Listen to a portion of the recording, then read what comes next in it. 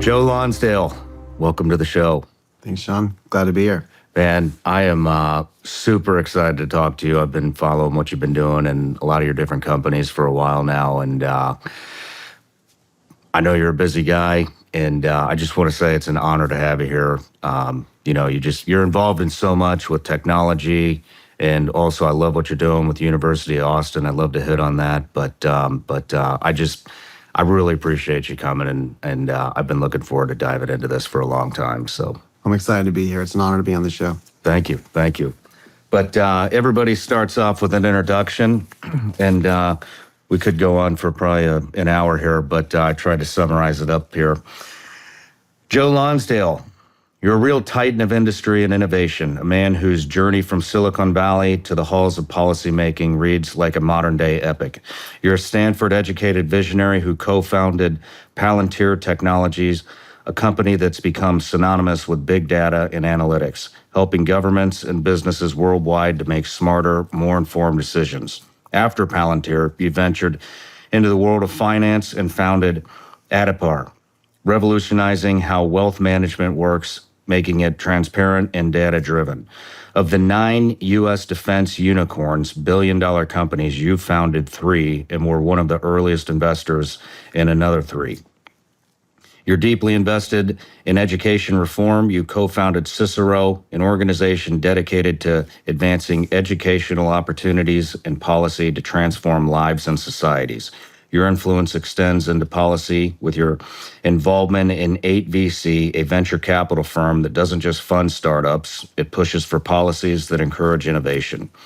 You've been an advisor to leading political figures, advocating for a future where technology and policy work hand in hand to solve our biggest challenges. You shape the ideas of the future with your op-eds and articles that often delve into intersection of tech, policy, and culture. You're a father of 5 kids. You just had your first son, and you've been married for 8 years? Yep, that's right. Congratulations on your son. Thank you, Sean. He's 92nd percentile. He's a big little baby. Yeah? Nice. Healthy boy, huh? Yeah.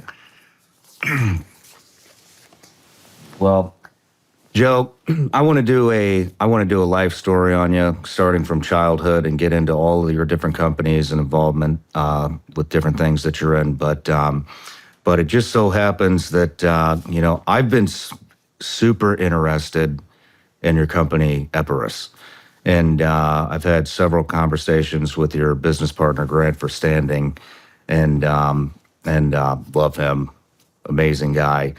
But we got a situation going on literally right now in New Jersey with all these drones, and nobody seems to know what it is. So I just want to kind of start the interview right there. What the hell do you think these drones are? This is funny. We're going to be at the Army Navy game, and so I'm bummed that I'm going to find out tomorrow probably from all these guys, right? Because I'm sure they know. I'm sure they know, but I haven't texted them and asked. If it's not ours, then it's really incompetent, right? If this is not ours, if this is ours, then it's also kind of weird. Like, why are we doing this and freaking people out? But if it's not ours, what the heck, man? Well, it was like 2 years ago, we're freaking out about a spy balloon traversing the United States from Washington all the way down to South Carolina. I got a good answer on that, though. I'm sure it's public by now, but I think because of the fact that we let it stay up, we were able to hack into it, trace back where the data was going, and find out a lot about the Chinese. And so it turned out in that case, it made sense. And it turned out that Xi Jinping didn't even know his underlings had put the spy balloon up and we're doing it. And it was actually bad for China because we used it to hack in. So I think in that case, there's a competent answer, which makes you feel good that there's not totally incompetent people. They met with Biden, they said what they're going to do. He agreed to let them do it. And that was fine. So hopefully there's a competent answer for these drones, but it's a weird thing, man. Do you think it's ours? I assume it's ours, because if it's not, that's insane. Why would they fly it over? Why wouldn't they fly this over Area 51 or some testing grounds? You know what I found out about government, man, is that there are some really great people. There's some amazing special forces guys. Every once in a while in the DOD, you'll have this genius person in the strategy group, and then the vast majority of them are incompetent. And so it's just hard for me to say, but I'm hoping they're ours, because if they're not ours, that's actually a little bit scary, and it's really incompetent that we're not doing something. Do you think this might be a distraction? from something going on in the Middle East or something going on? I don't in know. China? Maybe some bad juju's going on somewhere else, and they're just throwing these things up to distract everybody. If there was another story, then maybe, but I don't know. That's an interesting question. We're gonna find out really soon. I'm curious. I don't want to make a bunch of stupid guesses and I come out to be an idiot because it's hard for me to know. I actually don't know the answer. Well, I mean, drone warfare is becoming obviously very prevalent. Absolutely critical. This is the future of warfare. Is like lots and lots of manufactured, smart, weaponized, autonomous drones. Whether they're flying, whether they're on the water, whether they're under the water, whether they're on the land, like that. That is the future of warfare, as far as I'm concerned. So, people.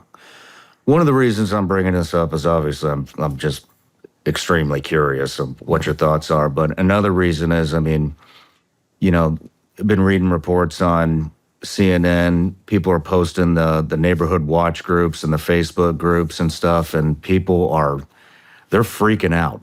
And what I find probably isn't a coincidence, because I believe in a higher power, but you founded Epirus. Yeah. And Epirus is a directed energy, basically a directed EMP weapon. And it is, Yeah. it seems to me from the reading I've done on it, it's defense against drones. Epirus is a really important company, and I'm proud to be a co-founder there with it. It's not just, I can't take credit for it by myself. There's a few other people who are critical. Nathan Mintz, Bomar, other guys. Grant stepped in and played a key role. The background on that, by the way, is, I'd gotten out of defense for a few years because after Palantir, it's like hard. You have to go talk to senators. You have to go to the DOD. It's like, this is stressful stuff. I built companies elsewhere, like you mentioned. But then, we saw in the early 2010s, we saw a lot of our smartest friends in China were being forced to have their engineers work on military projects. And we said, wait a second, this is not good. And then we saw our defense primes, were not able to attract the best talent at all. So we had in America, these defense primes had all consolidated in the 90s. And obviously Palantir had to compete against them on software side and crushed them. But their hardware side was also going downhill. It was also getting worse. And this is a big problem that China's getting better. It's getting worse here. And then it turned out that Xi Jinping guy is clearly a commie who's going to try to confront us. He's going to be a serious adversary. And that got scary. And then a bunch of my friends, three of the best guys from Palantir with Palmer Luckey, started the Anduril. And so we backed that early. And it basically convinced me, at the time, looking at all these things and looking at Anduril, we better get back involved in defense. So we said, okay, we're back involved in defense. What are we going to do? We need to get more of our best and brightest from the tech world, which I'm lucky to come from and have access to work on these problems. And we mapped out about 20 different areas. And we decided to start Epirus first and decided to build that because exactly the future of warfare seemed very clearly to be heading towards drone warfare. And it's just not sustainable to fire missiles at drones, right? You're spending $1 million or $100,000 to shoot down something that costs a lot less than that. So you need a one-to-many effect. You need to be able to shoot cones of energy. And the thing we realized, really with the help of some really smart people like Bo and Nathan, is that it turns out that the chips in Silicon Valley had gotten to be so powerful and so fast that they can help you control power on very small timescales and get the power to hit the emitter and then fire way farther than anything anyone else was doing. And so the emitters was called gallium nitride. It's just a super efficient way of shooting. Gallium nitride. Gallium nitride is a GaN, they call them GaN is the element, code. The gallium nitride, these are super efficient emitters, and these exist in other places too. It's a big breakthrough that was really started to be used in the last kind of like 10, 15 years in a bunch of different contexts. But it turns out if you use the AI chips, get the power to hit the gallium nitride, you're taking a bunch of power and you're kind of condensing it into like a 10,000th of a second or even less of a thing. And so you have this burst. It's a super fast burst, and the burst is intense enough because it's so condensed that when it hits the drone, when it hits the electronics, it fries them. It destroys them. And then there's all sorts of things you do to kind of tune the burst and figure out how to actually do it most efficiently and effectively to fry these things as well. And, we're now, I'm not supposed to say quite how far away, but you're shooting things down from miles away. You're shooting miles away. And it's not just like the little tiny, DJI drones or whatever they're called. It's like, these are the big things that Iran's making for Russia as well. They could take down quite a far distance away. And what's really cool is you're not just doing it, so you're doing it for bases, you're doing it for forward attacks, but you can put these things, you put smaller versions in the cones. So for example, Anduril's Roadrunner, you've seen that, right? The thing that takes off and lands again. Yeah. You can put it in one of those missiles, and and that one's not going to work that as far because it's a smaller form factor, but that missile can get up and get pretty close to the bad guy drones, fire a bunch of them, and then come back and land. And so there's things like this that you do now too. So how many drones could one of these. What do you call the actual weapon? Is it Leonidas? Leonidas is the first version of the product that's being forward deployed with CENTCOM, and it's just going out actually in the next month, which is great. The tests have shown you could do about 100 drones at a time in certain contexts. 100 drones at a time? I mean, if they're together and flying together, and then the thing moves. So you fire. What's great, so you know why it's called Epirus? So the Epirus was the bow of Theseus. Theseus was the guy who started Athens in Legend, right? And in Legend, his bow had infinite arrows. And so that's the point here is you're firing electronic power. So you effectively have infinite arrows. So this thing can fire thousands of times. And each shot costs almost nothing. Wow. So that gives us hope. So basically, all these drones in New Jersey, if we wanted to, they could, deploy a Leonidas and take it down that way. I don't know if they want to, they could shoot down right now with any number of different types of missiles, I'm sure. Yeah. But this exactly. I mean, I think there's probably rules from the FAA there's always regulators about what you could do on shore and where you could do it and how you could do it. But I mean, eventually you'll probably have things like Leonidas protecting stadiums, protecting airports.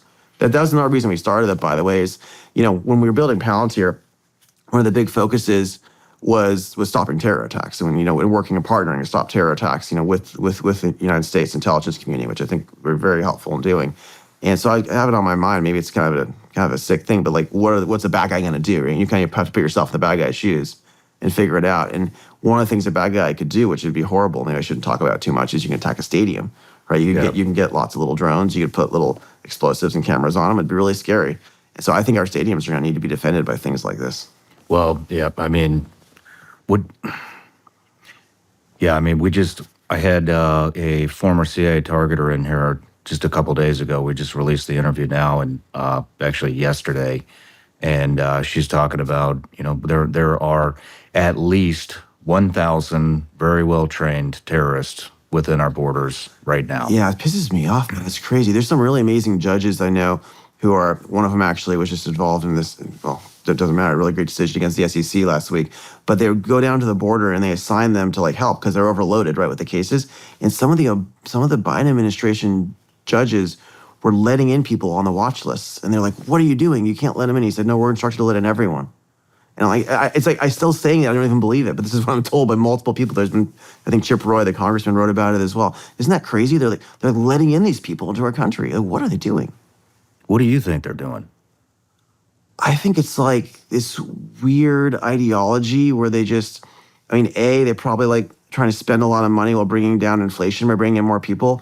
And B, it's just some weird open border ideology. I don't understand it. But the fact that you'd let people in, even on watch lists, I guess they think it's not actually dangerous. I don't know. I think these people don't think in terms of like you and I, in terms of there's bad guys and there's good guys, and we got to keep people safe, and we have this adversarial relationship with some other countries. It's almost like they're just extremely naive people who live in a different type of world than we do. I don't know. It's weird stuff, man. Do you think that they want something to happen for a particular reason? To start a war? It's possible. I mean, if they come in, it's possible, and do another terrorist attack, then we go right back to war. That spins up the military-industrial complex. There could be someone who's that sick in the military-industrial complex. I mean, I fall in between these factions because on one hand, I think we wasted trillions of dollars over in Afghanistan and Iraq and probably shouldn't have been there in the way we were. Obviously we had to do something after the 9/11 attack, but we probably shouldn't have gone and stayed there and spent all the money and all the lives, right? But but it's the same time, we do need to stop the bad guys from causing problems. But yeah, I think there are some pretty sick people who are much, much more aggressive about just always being at war, which is terrible. Yeah, that's one of the things. That's one of the things I love about what you're doing is with the traditional military industrial complex companies, we're shooting down $500 drones with $1 million missiles. It's crazy, man. It's not sustainable. With a company like what you have, Epirus, it's not that way. It's an energy. It's an energy weapon. This is the goal. Is we're not cost plus people. I think there's this really sick disease of people that their whole incentive is cost plus. They just want to use more of their stuff and sell more of their stuff, and their incentives are pretty screwed up. I think the better way to do it is exactly you gotta make things much cheaper and better, and then change the incentives around, have it be more like a software thing, not like a not like a thing where you're just selling as many as possible at 6%. I mean, that brings up a whole nother topic. I mean, what about your personal security? I'm genuinely curious. I mean, you've got to be pissing off, Lockheed. Oh, for those guys, that's funny. I thought you meant like killing all the terrorists, but yeah, that's interesting. I mean, listen. I think the guy who runs Lockheed, Jim, he ran American Tower. He's a great businessman. He's not from the military-industrial complex himself. He's been brought in to figure it out and fix some things because there's some things that are broken there. And he seems like an honorable guy to me. I don't think those kind of guys are and then the other thing. Let's be honest. I'm a step down from like Peter Thiel and Alex Karp fame. They're both 15 years older than me. They're both important mentors to me. They're my co-founders. I think they're the ones who have more security than me. We have my security guy outside. I'm not that worried though. Right on, man. It's just there's a lot of money at stake here for those companies: Raytheon, Lockheed, Northrop Grumman. It's interesting though. I think Sean, that's not actually. In this case, I think it's not the right way to think about it because it's not like there's like some evil genius behind Raytheon or something, right? Raytheon is like a conglomeration of all of this stuff that merged together in the 90s. There were some great families, great people, maybe in the 1940s, 50s, 60s, who created some of this stuff. And back then, by the way, it was legit. It was the best stuff in the world. And so you have this conglomeration, and then you have all these bureaucrats and all these committees. And the problem with the military-industrial people is they become more like the broken bureaucracy in government. So, and these bureaucrats, they're mostly cowards, right? They're mostly like people who just like automatically want to like do more, fill out more forms. They want to like go along with whatever's safe. So I think part of the problem with these companies is the fact that they're actually not bold and they're not thoughtful and they're not courageous. And so I'm not really afraid of the bureaucrats. I'm kind of just like disgusted by them. Does that make sense? It does make sense. It does make sense. All right, let's break from warfare for a second and let's rewind. Let's go back to your life story. Where did you grow up? Grew up in Fremont, California, the East Bay, near Silicon Valley. Brothers, sisters? I'm the oldest of three boys. I have two amazing younger brothers. I was with one of them yesterday in Miami. And they both live in Austin, although one of them spends a lot of time in Asia. Right on. What did you like? Well, I mean, what did you grow up doing? What were your hobbies? A lot of sports, a lot of video games. What kind of sports? I was a baseball player. I was a swimmer. Got the gold medal in breaststroke for the East Bay Swim League. Nice, nice. My family's very competitive. We're very competitive, whether it's sports, whether it's games. Each of my brothers and I were state chess champions. My dad was the top chess coach. We thought it was because we were smart. After we left my elementary school, he kept coaching. They kept winning the state every year for 20 years. No kidding. And my dad is super competitive. You still play chess? For fun, yeah. When you're playing, at that age, when we were playing seriously, competitively, it wasn't about being smart. It was about my dad training us, and we had to do it 30 hours a week if we wanted to stay on top. So it was a very serious commitment from the age of like 6 to 12 or so. Who's the best chess player in the family? I think I am. Don't ask my brother, Jeff. Are you teaching your kids chess? We're starting to. It's actually really funny. So my oldest kids are daughters. I have 5 kids. So my daughters the older ones are 4, 6, and 7.5. And they do little tactics with me and stuff. But I came in the other day when I was trying to teach them, and they said, "Daddy, look, the pieces aren't fighting anymore. They're getting married." I'm like, I'm working on it. Nice. What kind of games were you into? Like every Nintendo game. We played baseball a lot as a pitcher. So just all we played a lot of video games. So the parents think it's bad for kids, but I thought it was pretty fun. How old are you? 42. 42. Okay, so same age. So yeah, you grew up with Nintendo, Super Nintendo. Right on. Yeah, all that kind of stuff. Right on. Well, what got you so interested in tech? Well, I was lucky to grow up in Silicon Valley. I had obviously was nerdy myself, but I had even nerdier friends who were teaching me stuff. And, I had a small group of friends who were way ahead in math and stuff. And, programming and math have a lot in common. So I got these guys teaching me how to program at 9, 10, 11 years old, which is normal nowadays. But back then that was pretty unusual. Wow. And, I think one of the friends, his dad was at Intel, and they got these, they called the Pentium chips, remember, back in the 90s, and they'd get them, and we did this rig where you'd, like, figure out how to overclock them and, use, like, liquid nitrogen or whatever to cool it off, and it's just silly stuff, and then makes the Quake 2 game work a little better, but it's just like kind of was in that whole scene, and a lot of my friends' older brothers and people were building companies, so I was really lucky to be exposed to this stuff. Very interesting. Yeah. Where did you go after high school? So I went to Stanford Computer Science, which is right in the area. It's in the Bay Area as well. And it's actually funny. My mom made me apply last minute to Stanford. I was always going to go to Caltech or MIT.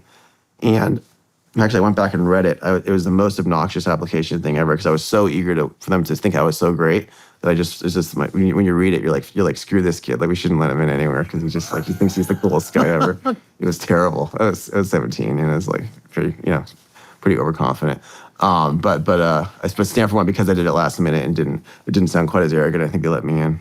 So, Stanford, you started interning at PayPal, learning from the PayPal mafia. So all the really smart and like interesting programmers, I met a bunch of them who were a little older than me. I was lucky to be a little bit ahead in programming already before I got there. So I got to know some of the older kids, and some of the really bright ones were going to work at PayPal and were interning at PayPal, et cetera. And so I applied my freshman year. I thought, this is really cool. I want to go work with these people. And I'd known who Peter Thiel was. He'd founded the Stanford Review, which I was working with, and I became a big editor of. And they actually rejected me in my first year. I applied there, so I applied again. I got in the sophomore year. No kidding. Yeah.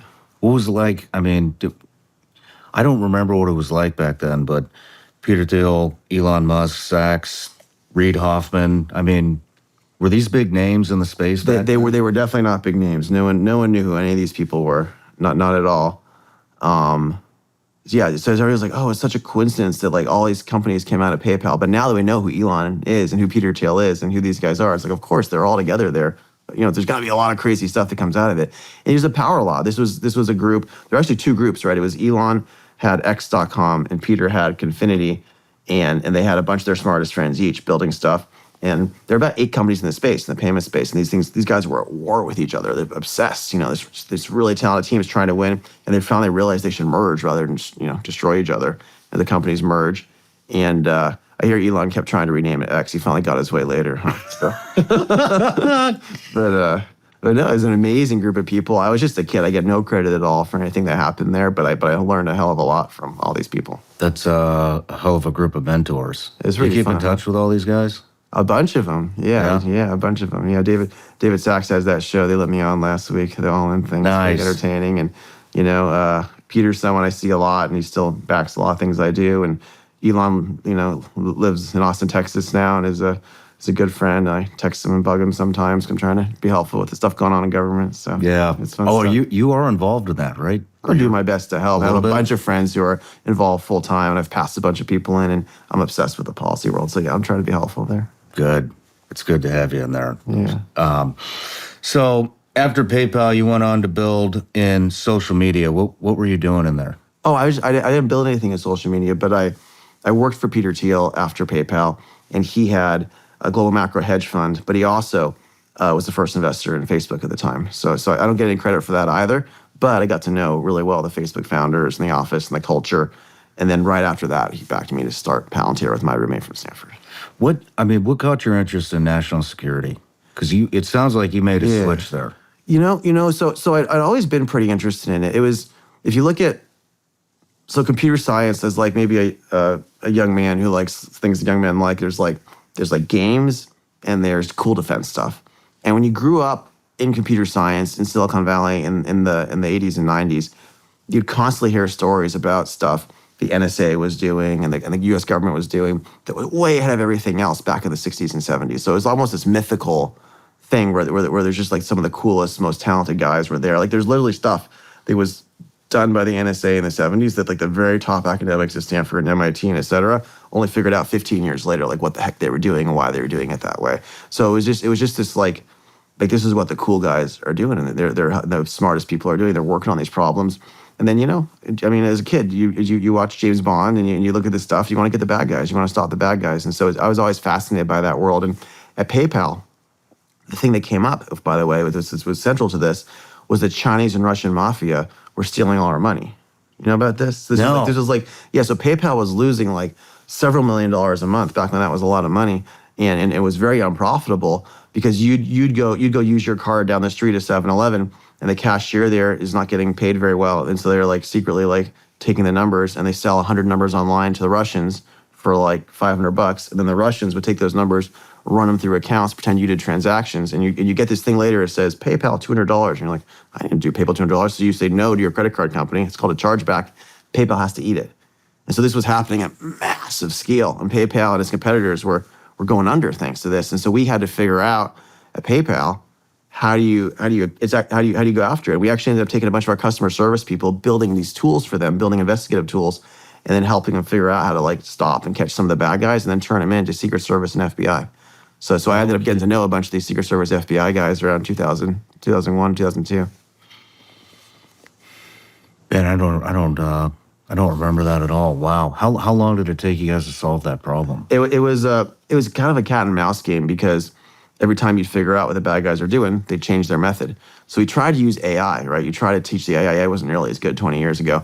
And the AI could detect something, really machine learning could detect some things, but you really needed the human intelligence layers. You'd have a machine learning layer, and you'd have these tools to let people see what was going on, and you'd keep just iterating and staying ahead of them. And the tools were good enough. We cut down the fraud by about 90%, and that made it profitable. And then PayPal was sold to eBay.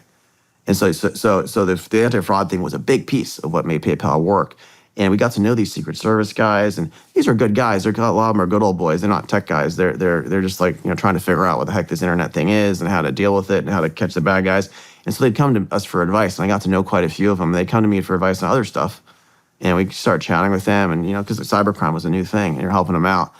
And then 9/11 happened, and then we kind of saw the government spend billions of dollars trying to build new tools to help them do better, stop future stuff. And the stuff they were building horrified us. It was stuff that was based on principles from maybe like 20 years ago. And we're like, wait a second, guys, like Silicon Valley exists. We've done all these new things with all the top talent. And it was just so disconnected. And we realized this is actually really scary, because our country's spending actually tens of billions of dollars on this stuff that doesn't work, that's 20 years out of date. It's just completely not what a top software culture is. And that's when we realized, well, we got to figure out how to get involved and how to fix this. And how did you get involved? We started Palantir with Stefan and I. I got about a bunch of my friends who were in PhD computer science programs one summer to come and sketch and draw it up with us, and they all thought we were totally crazy, so we couldn't convince them to join. A few of them joined a few years later. What is Palantir? So, at a very high level, Palantir is an effort to take like the very top technology culture in Silicon Valley and apply it to solve the most important problems, in these institutions that didn't have tech cultures, or in the intelligence and defense world. But what is it actually doing? So there was really initially 4 pillars of Palantir. It was data integration, search discovery, analysis, knowledge management, and collaboration. And each of those is like a really big hard product. So what happens if you have a government department? At the time, government was spending, say, $36 billion gathering data. So it's your job. There's like 5,000 databases. There's all sorts of SIGINTs and UMINTs and other things coming in. There's all sorts of rules about how you access this database, what you're allowed to see, depending on the context. Like, what the hell do you do sitting in the middle of that? That's a weird, crazy problem. And you're a smart guy, but you're not a computer scientist. And so our job is to empower you. Our job is to hook up to all the databases, integrate it so it all could be seen together, let you ask simple questions like, okay, take this guy we found next to Osama bin Laden, show me any links to anyone else around him based on these contexts. Okay, now take those guys and monitor them. Do they show up in any databases? What do we know about them? And just be able to kind of iteratively explore and analyze while not breaking the rules on what you're allowed to see, and bringing things in more easily. So it's a hard problem to solve.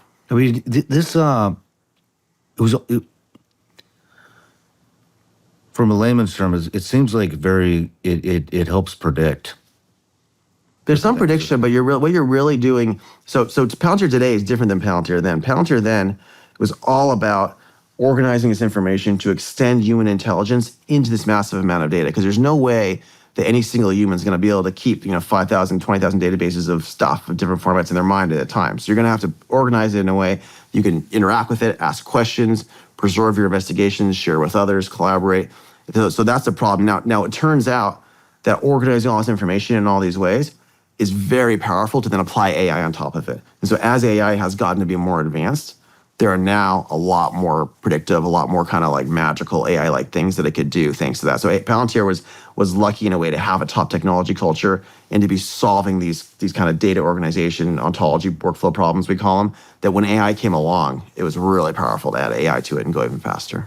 mean, you guys were doing this with IED emplacement too. 100%. Like to be able to take all the data and figure that out. We first started working with a bunch of the special forces groups, and we really helped them and figure out some of those hard problems and partner with them. Some really smart guys that taught us, like, well, here's the data you should be looking at. And we brought it together with that partnership and did it. And then the Army Brigade said, "Wow, we need this too," because they needed it badly, and they couldn't pay for it, of course, because they have some giant bureaucratic process. So we just gave it to them. We said, "Just show us the lives you're saving. That's all we want to see." Because that's really inspiring to our engineers. And they started showing us the lives they were saving. And then it came up for bid. It's called the Defense Ground Control System, DCIGS. Remember, his was it's called back then. I remember. And of course, some general gave it to his friend for like $5 billion at some other company. And everyone protested, like, we're using Palantir. We don't want to wait years for this giant contract. So we ended up suing the government. And I never sue anyone, but Palantir had to sue because they purposely just gave it to their friends, and we won. And it took years, but they eventually used us. You know what was shocking to me is when they finally eventually used Palantir, I'd met a bunch of the guys, and they all said, "It's the best thing ever. It's amazing. We thought you guys were fake. We thought you guys were liars," because the people who were competing against us had just like talked shit about us for years. Of course. But we finally got in and made it work.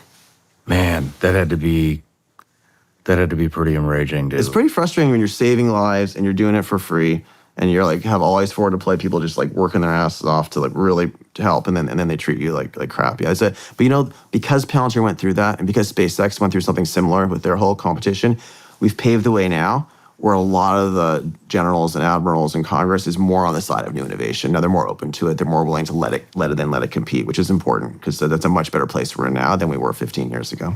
Man, that's great to hear.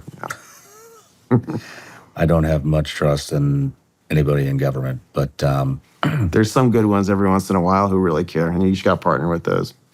Becoming one of the top serial entrepreneurs in the 2000s, I mean, what are some lessons learned, when it comes to building companies?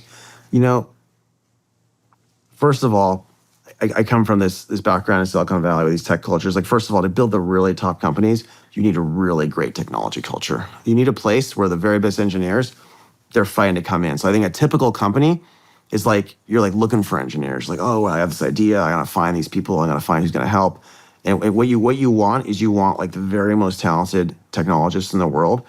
It's there, and you want people lining up from the top places to try to come in. And that's a very hard thing to build, but that to me, that's number one if you want to build a multi-billion-dollar company. Like just absolutely A++ tech culture. Because what you could do with a really great tech culture is just you can try like 10 things or 100 things in the time that the other guys like still building their thing, and you impress people, you make it work, you iterate. Like with Palantir, we'd be back and forth every couple of weeks to DC. They'd have all these objections. We come back 2 weeks later. We would have done the equivalent of 6 months of work for a typical contractor in the 2 weeks. And we showed them, look, it's ready now. We did what you said, and do that over 2 years.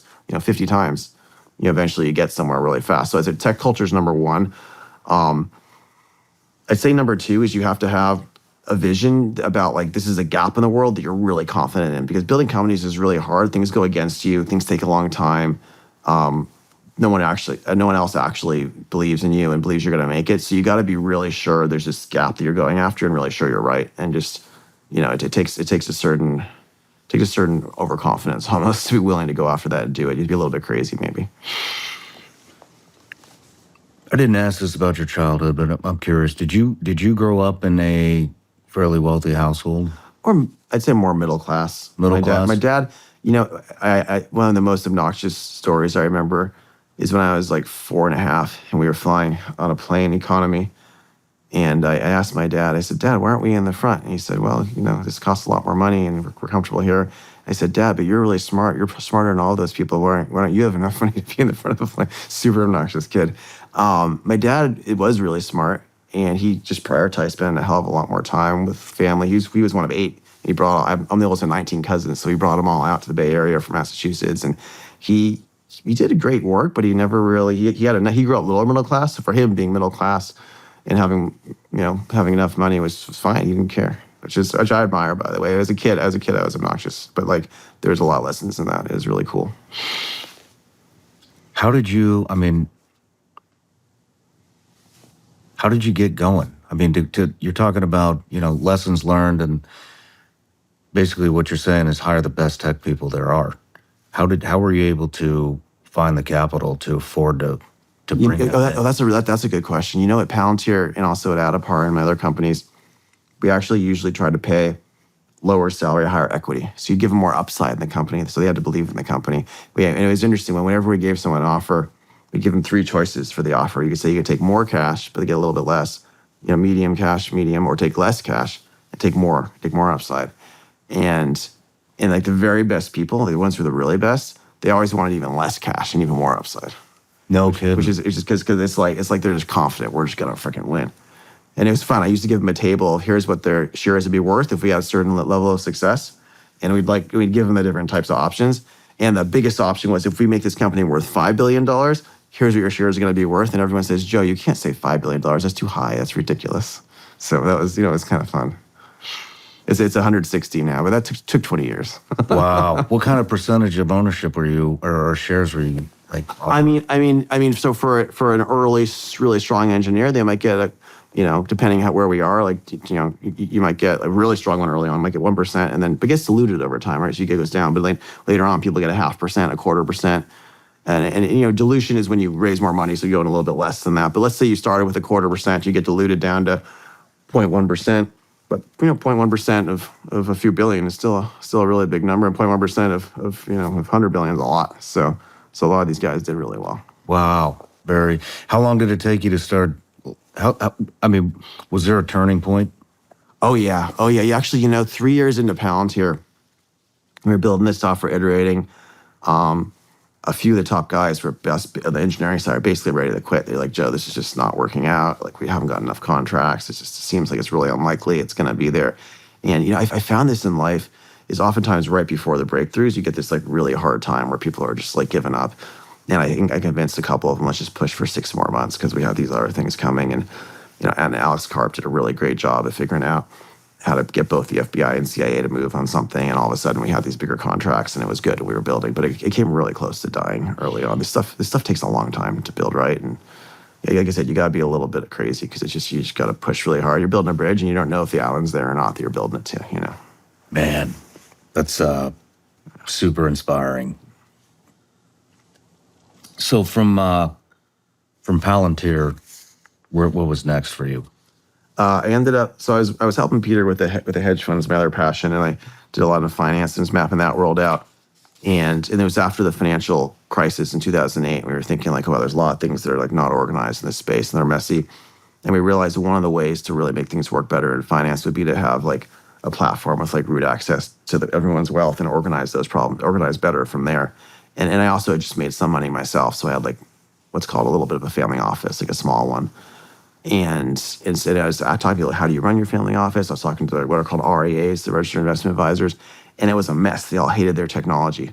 So I was pretty arrogant at the time, having just had some success, and Palantir was trying to grow really well. I said, I'm going to build a company that fixes this space. And I thought it couldn't be that hard if we're running data globally for all these intelligence agencies and defense stuff to do this little finance thing. And so we started it off, and it turned out it was a really hard problem as well. It took about 3 years to get it to work. It was called Adapar. But today, Adapar is doing really, it took us a long time, but Adapar is now by far number one in the country. We just crossed $7 trillion reported over Adapar. So it's a leader in that space now. You just crossed what? $7 trillion reported over Adapar. So if you think of like a big investment advisor or a big bank with wealth managers or family offices, even some of them here in Nashville, with friends you mentioned, like those guys are probably running their family office and their wealth off of Adapar to do all of their data and reporting and decisions, and how does their accountant see it, how does their lawyers see it, how does they bring together all the information and figure out what to do next. And it's really good for finance to be more data-driven, because if things are not data-driven, it becomes an old boys club. It becomes just like insiders just doing things like insiders do. Whereas once you have all the data, it's able to bring in and help new solutions work and help people actually break into it. So I think it's been a good thing. Very interesting. Very interesting. We're talking about all things pretty much AI. Mm-hmm. Do you know, what is powering all this stuff? Because AI takes a tremendous amount of energy from what I understand. So because a lot of those companies initially were just in the cloud, and that was a pretty expensive thing, and Amazon and others and Google and Oracle set up these big giant, things that made a ton of money, like the infrastructure powering the cloud thing, powering things like Adapar was become a big business. And now all of a sudden there's a whole new infrastructure, of course, with NVIDIA chips and everything else to build for AI. And this is like it's like $1 trillion investment. And it's one of the biggest investments we've ever made in infrastructure in our civilization to power all this new AI stuff we're doing. And I'm sure you guys on your team are using it for different things. We're each using it for things. We're going to need more power. A lot of us are big fans of nuclear, but right now we don't have a lot of nuclear in our civilization. I think we do have some, by the way. It's 20% of what we do is about that. But a lot of us want to ramp up nuclear. I think this administration is going to do that. But a lot of people want to ramp up solar in different ways. There's a lot of good options for how we do this. But it is a big problem to make sure we do that if we're gonna keep growing this stuff. Is solar actually a realistic option? Yeah. For AI? So the problem is, it's actually funny. There's this term I like. So a lot of people, the old term is clean energy, of course, because they call it cleaner, which I don't know if solar panels are that clean. It takes a mess to make them, but it's clean in the sense that when you're using them, they're just very clean. There's another term called intermittent energy. And intermittent energy is stuff that's not always on, which is wind and solar. So if you're going to use intermittent energy, first of all, we've probably over-subsidized that, because if you have too much intermittent energy, it just screws you, right? Because it makes energy cheaper when the sun's shining, and then everyone's screwed, and there's not, you have to pay people even more who are running all the time when the sun's not shining. Batteries are getting better, but there are certain like things. For example, with air conditioning, that works really well because you need more energy anyway when it's sunny outside. So listen, I think solar is a big part of the solution, but I think for the base load, I think natural gas and nuclear are the obvious things to scale out for now. Do you know anybody that's working with cold fusion? There's a lot of stuff. There's a few different companies. There's one called Commonwealth in Massachusetts that a bunch of my friends are invested in. And it's interesting because fusion is one of those things where for a while, when I was younger, I was just really skeptical because it's always supposed to be coming and you're like, this is never going to come. It's crazy.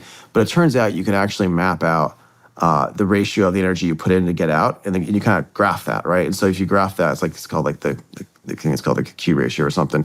If you graph that, it was I think at like 0.2 like 10 years ago. So you only got back a fifth as much energy out, and it kept going up and up and up. And now it's over 1. So fusion's now over 1 in terms of energy coming out. I don't know exactly. It's like 1.2, 1.3. It starts to get really economic around 1.5, 1.6, and really economic at 2. And it looks like if you graph it, it's going to cross. I think it crosses 2 in the early 2030s. I think some of these new designs make that very likely. This is not something that just happens magically. There's a ton of billions of dollars of work. But one thing I will say about America that's awesome is even people I disagree with politically, I have a lot of friends, in the tech world, for example, that might be on the other side. But there's people on both sides, including Bill Gates, including all sorts of other guys, who are putting just a ton of money into this fusion research, these fusion companies.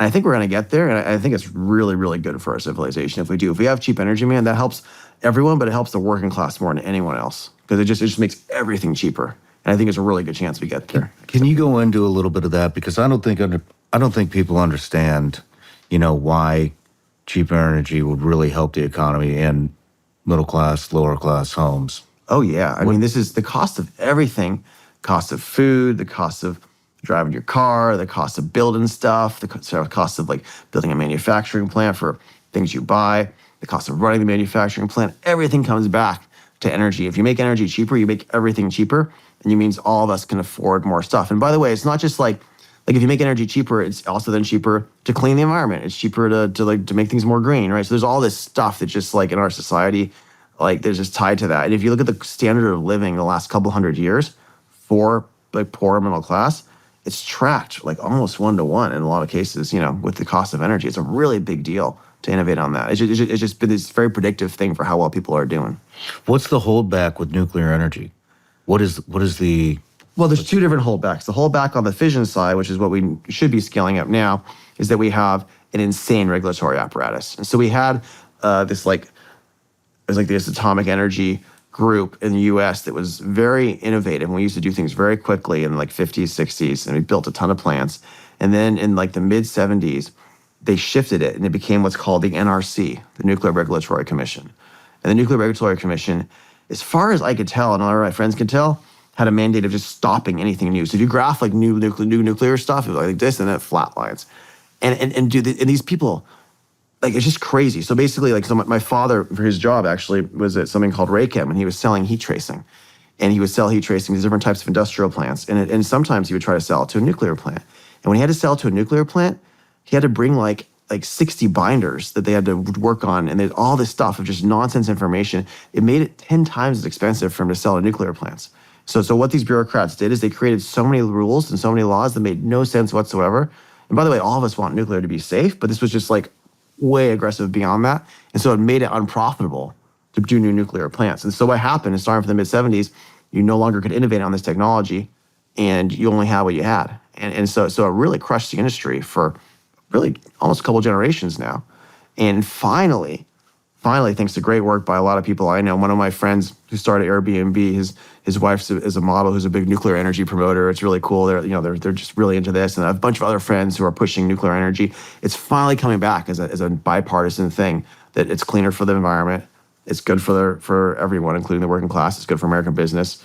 We should be innovating again in nuclear energy and building it. So it looks like we're going to start fixing the regulations and allowing us to do more things there. I think this new administration, Chris Wright's coming in as Secretary of Energy. He's a very big fan of it. So I'm seeing really good things. So that's going to come back there. That's what's been blocking that. On the fusion side, we just haven't had the technology, but this big investment might get us there the next decade.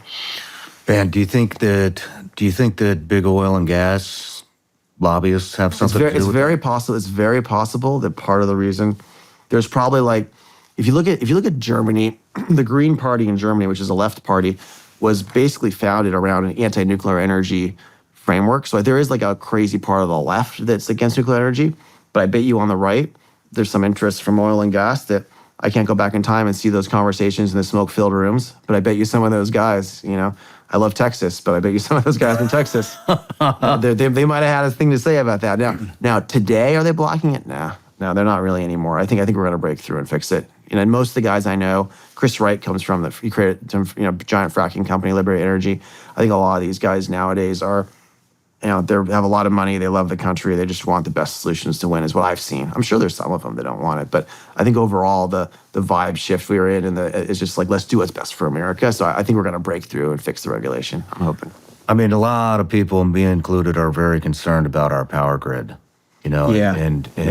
And so I would like to kind of hang out on this subject for a little bit. Sure. A lot of people are seeing rolling blackouts. Yeah. Power grid structure is extremely outdated. It's old. Doesn't seem like it's getting updated anytime soon. How much is our outdated power grid holding us back? It's going to become a bigger problem. I agree. It's especially as you go to more electric vehicles where it's distributed and everyone wants to charge. That's going to weigh on these grids. They need to be modernized. The way we've built them right now, Sean, is the regulation again is a problem here. The incentives are all screwed up. You're only allowed to charge certain amounts or spend certain amounts, and it's very much like one of the areas of our society that's like one of the commie areas of our society. By commie, I mean it's like controlled by top down by government and told what to do. And so I have two concerns. One is it's not ready to work with what we're going to need, as in terms of future demand the next 5 or 10 years. Two, it's not protected very well at all. So if I was an adversary who wanted to go to war against America or wanted to harass America, probably lots of ways to break in, hack in, take down these utilities. And it's kind of crazy. Like we spend all this money on defense. We haven't defended any of that stuff at all. I think we should leave it to the local towns, but I'm sorry, these small towns aren't going to know how the heck to defend against the top hackers in China. So there's definitely a lot we could be doing to fix that. Are you concerned that China manufactures a lot of our energy equipment? Oh yeah. It's I'm concerned in general that we don't have an advanced manufacturing base that's nearly as big as it needs to be. I think from a geopolitical perspective, it's extremely dangerous. And if we want to be ready, so in World War II, it wasn't that we had like a bunch of big defense contractors, it's that we had a bunch of big industrial manufacturers and powers that were able to be shifted to do things for the war. And if we've basically gotten rid of a lot of that base, and I think we need it back if we want to defend ourselves. So I think Trump is very good on this. He shifted it back. I think even his first term actually kind of turned the whole conversation in our country, where a lot of people on both sides now agree we need to fix this. And so, but this is where the tariffs against China, if they're done correctly, are not totally insane at all. It makes a lot of sense to me. Yeah. Where do we start, with updating the grid? Are we talking, we're talking everything from power lines to power plants to transformers. I think an effort to do more advanced manufacturing here and to give some kind of general subsidies and have a competition is not totally insane again to rebuild our manufacturing base. And then I think you have to look again at how it's being regulated and what the incentives are for people to update these things, and you need people to have the proper incentive to update them. Let's take a quick break here. Awesome. Join me and my special guest for the next behind-the-scenes experience exclusively available on Vigilance Elite Patreon. The behind-the-scenes footage is raw and uncut. This is as close to the set as you can possibly get. You can expect anything from off-topic conversations, studio tours, the final moments before the interview starts, and everything in between. The behind-the-scenes content is constantly evolving and will continue to bring you more as we grow. You can gain access for just $15 a month exclusively at Vigilance Elite Patreon.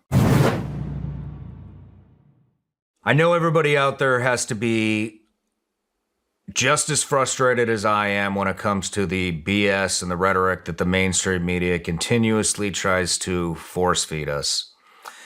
And I also know how frustrating it can be to try to find some type of a reliable news source. It's getting really hard to find the truth and what's going on in the country and in the world. And so one thing we've done here at Sean Ryan Show is we are developing our newsletter. And the first contributor to the newsletter that we have is a woman, former CIA targeter. Some of you may know her as Sarah Adams, call sign Superbad. She's made 2 different appearances here on the Sean Ryan Show. And some of the stuff that she has uncovered and broke on this show is just absolutely mind-blowing. And so I've asked her if she would contribute to the newsletter and give us a weekly intelligence brief. So it's going to be all things terrorists, how terrorists are coming up through the southern border, how they're entering the country, how they're traveling, what these different terrorist organizations throughout the world are up to. And here's the best part, the newsletter is actually free. We're not going to spam you. It's about 1 newsletter a week, maybe 2 if we release 2 shows. The only other thing that's going to be in there besides the intel brief is if we have a new product or something like that. But, like I said, it's a free CIA intelligence brief. Sign up. Links in the description or in the comments. We'll see you in the newsletter. All right, Joe, we're back from the break. We had a little side conversation about the incoming administration, and we're both pretty fired up about it. I'm just, who are you most excited about? Do you have anybody in particular? Well, I'm most excited about Elon and Vivek and the Doge effort because this is something I've wanted to see for forever. I'm probably one of the only guys in tech that's done a lot in policy on the right, on the small government side for the last 10, 20 years. And it's like the world just shifted this way. Like the vibe shift is exactly in line with stuff I've been thinking and talking about for a decade. So I'm so excited about this. How fast do you think they're going to start cleaning this stuff up? They're already doing it, man. They can't really officially do it yet, but they're already making all the plans. There's people working hard there. There's guys pinging me, Joe, we need another engineer for this. We're trying to map this out. We need more lawyers for this. They're going right now as hard as they can and getting ready. So it's going to be really bold. Do you think they'll have it all mapped out before they even step in? Well, I think the way Elon works in general, it's just what can we do right now? And then what can we do next? Let's just focus on what we can do right now. So they have what's called their day 1 priorities, and they're just focused and sprinting on everything they could do day 1. And I think they're going to have a lot of stuff ready for day 1. Where do you think they're going to start? Do you think they'll go from agency to agency to, you know what I mean? Will they do it in sections, or will it be all one big sweep at different stages? They're bringing in at least well over 100 people for the Doge effort, and there's going to put a few of them directly into each agency. A lot of the transition team itself is hiring people to put into these jobs who are the policy, there's these policy placements that are all working with Doge and being liaisons with Doge. And, they're gonna come out of the gate with a bunch of general things, a bunch of removing certain people, a bunch of removing certain regulations. There's all sorts. I can't go into the details exactly of what they're going to be doing, but it's going to be really aggressive right from the start. How much pushback do you think they're going to get? And will it affect their effort? It's a really good thing that the Supreme Court of the United States right now is controlled by the pro-liberty side that's skeptical of the special interests of government bureaucracy. The government bureaucracy is one of the most powerful special interests in our country. It's such a strong force. So what happened is that in the late 1970s, in a very, very government union biased Congress of Jimmy Carter's Congress, they just put in all these crazy rules to try to make it impossible to hold people accountable. I'm sure you've seen this a lot in government too.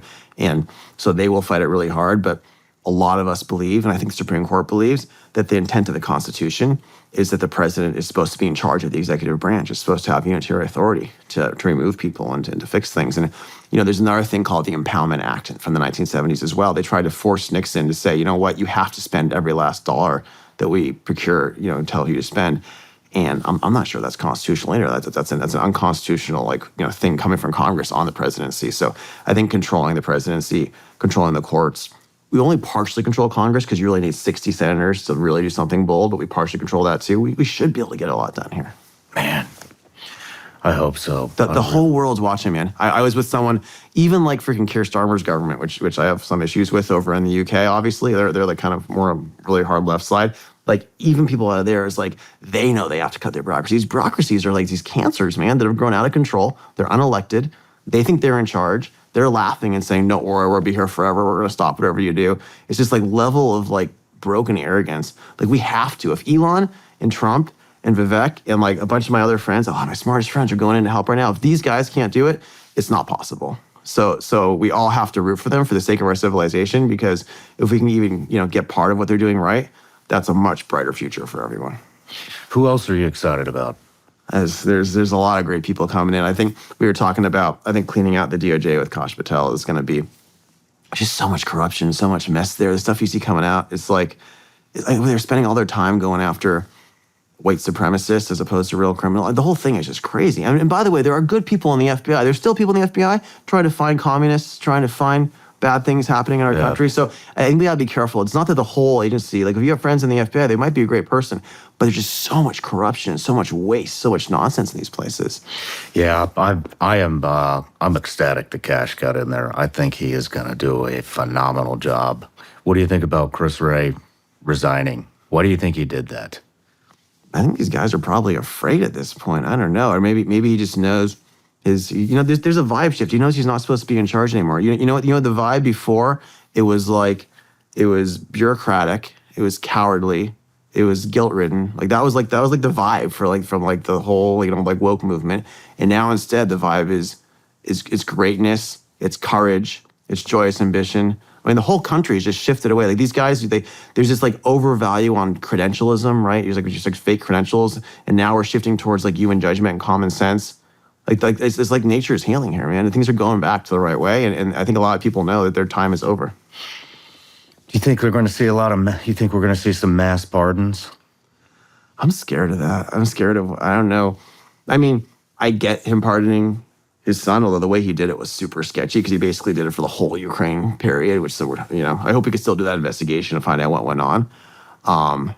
The guy, it's such a corrupt family. It's just terrible. You saw that thing where he paid one of my friends in a booklet with his art that was made with his own shit. I can't even say it. It's just crazy to see this stuff. It's he literally was $300,000 behind on rent, so he tried to pay it with the art made from his shit. It's and he did. He got away with it. He's pardoned now, so I don't think you can go after him for anything. Yeah. I'm worried we're going to see a bunch of more mass pardons. I really hope not. The joke is he'd pardon SBF because SBF gave so much money to the Democrats and the crazy guy. I really hope not. It's just the whole thing's crazy, man. Do you have any concerns with the upcoming administration? Yeah, listen, I think you can't agree 100% with anyone. I actually posted on X recently, I disagree with the longshoreman decision that came out recently. The what? So Trump said that we're not going to automate the ports, and we're not going to, and that it's a waste of money to automate the ports. I know about equipment, and it's not worth buying this equipment, and we should just let the unions keep going. And and what I posted is I think Trump's clearly wrong on this, but it's okay to disagree with someone and still respect them and follow them in other areas. So I don't think we have to agree. I'm never going to agree with someone 100%. I'm never going to be afraid to say it. I think that's how America's supposed to work. And if people don't think America works that way, too bad. I'm just going to keep speaking out. So, and so I 100% love the Trump's president. I agree with a bunch of stuff he's doing. But giving in to these crazy corrupt union mafia people, not what I would have done. I get it in the sense that A, there's a vibe shift where we want the union vote for the right, and B, he doesn't want a giant strike to deal with as he comes into office. So I respect that, and that's his decision. I wouldn't have done it in a way that kind of attacked automation. I think that's silly. Yeah, that's interesting. I've never thought of that. Interesting. Well, let's move back into, I know we already talked a lot about SRS, but I'm just fascinated with the subject. So how did that even pop up on your radar? What was going through your head when it started? With Everest when it got started? Yeah. So the thing we were talking about earlier is basically we realized that China was going to be an adversary, that this like crazy guy is actually communist who's coming in, that he's forcing his best and brightest to work on new ways to get us. And we said, okay, what does a war look like in the 21st century? Like, what is the warfare going to happen? And you're going to have like these massive numbers of drones is by far the best way to fight, and you're going to need ways to stop them. And so what are the most important weapons? Well, if you could have force fields, if you have the Star Trek shields, that's pretty freaking cool. And and it turns out that in venture capital, there's two things, right? In venture capital, there's where's the best talent in the world and what's possible now that wasn't possible before. We have access to the best talent. We're lucky to have that.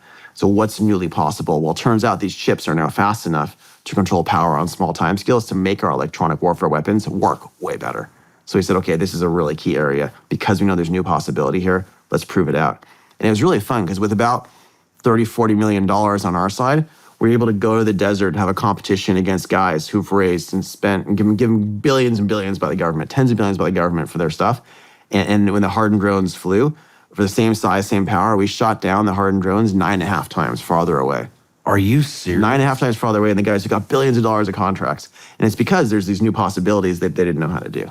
How was it developed? Where'd you guys develop this? El Segundo, Nathan Mintz, Bo Maher, a bunch of guys, Andy Lowry, a bunch of really key guys on their team who, and the DNA was a combination. Like we had the DNA from the Silicon Valley world, and we had the DNA from the electronic warfare world. So there's some people who have worked at some of these other places because there's just certain expertise that's been built up in America that no one else has that you need to build on what already exists and build on the kind of knowledge of how gallium nitride can be worked with as well as what's newly possible.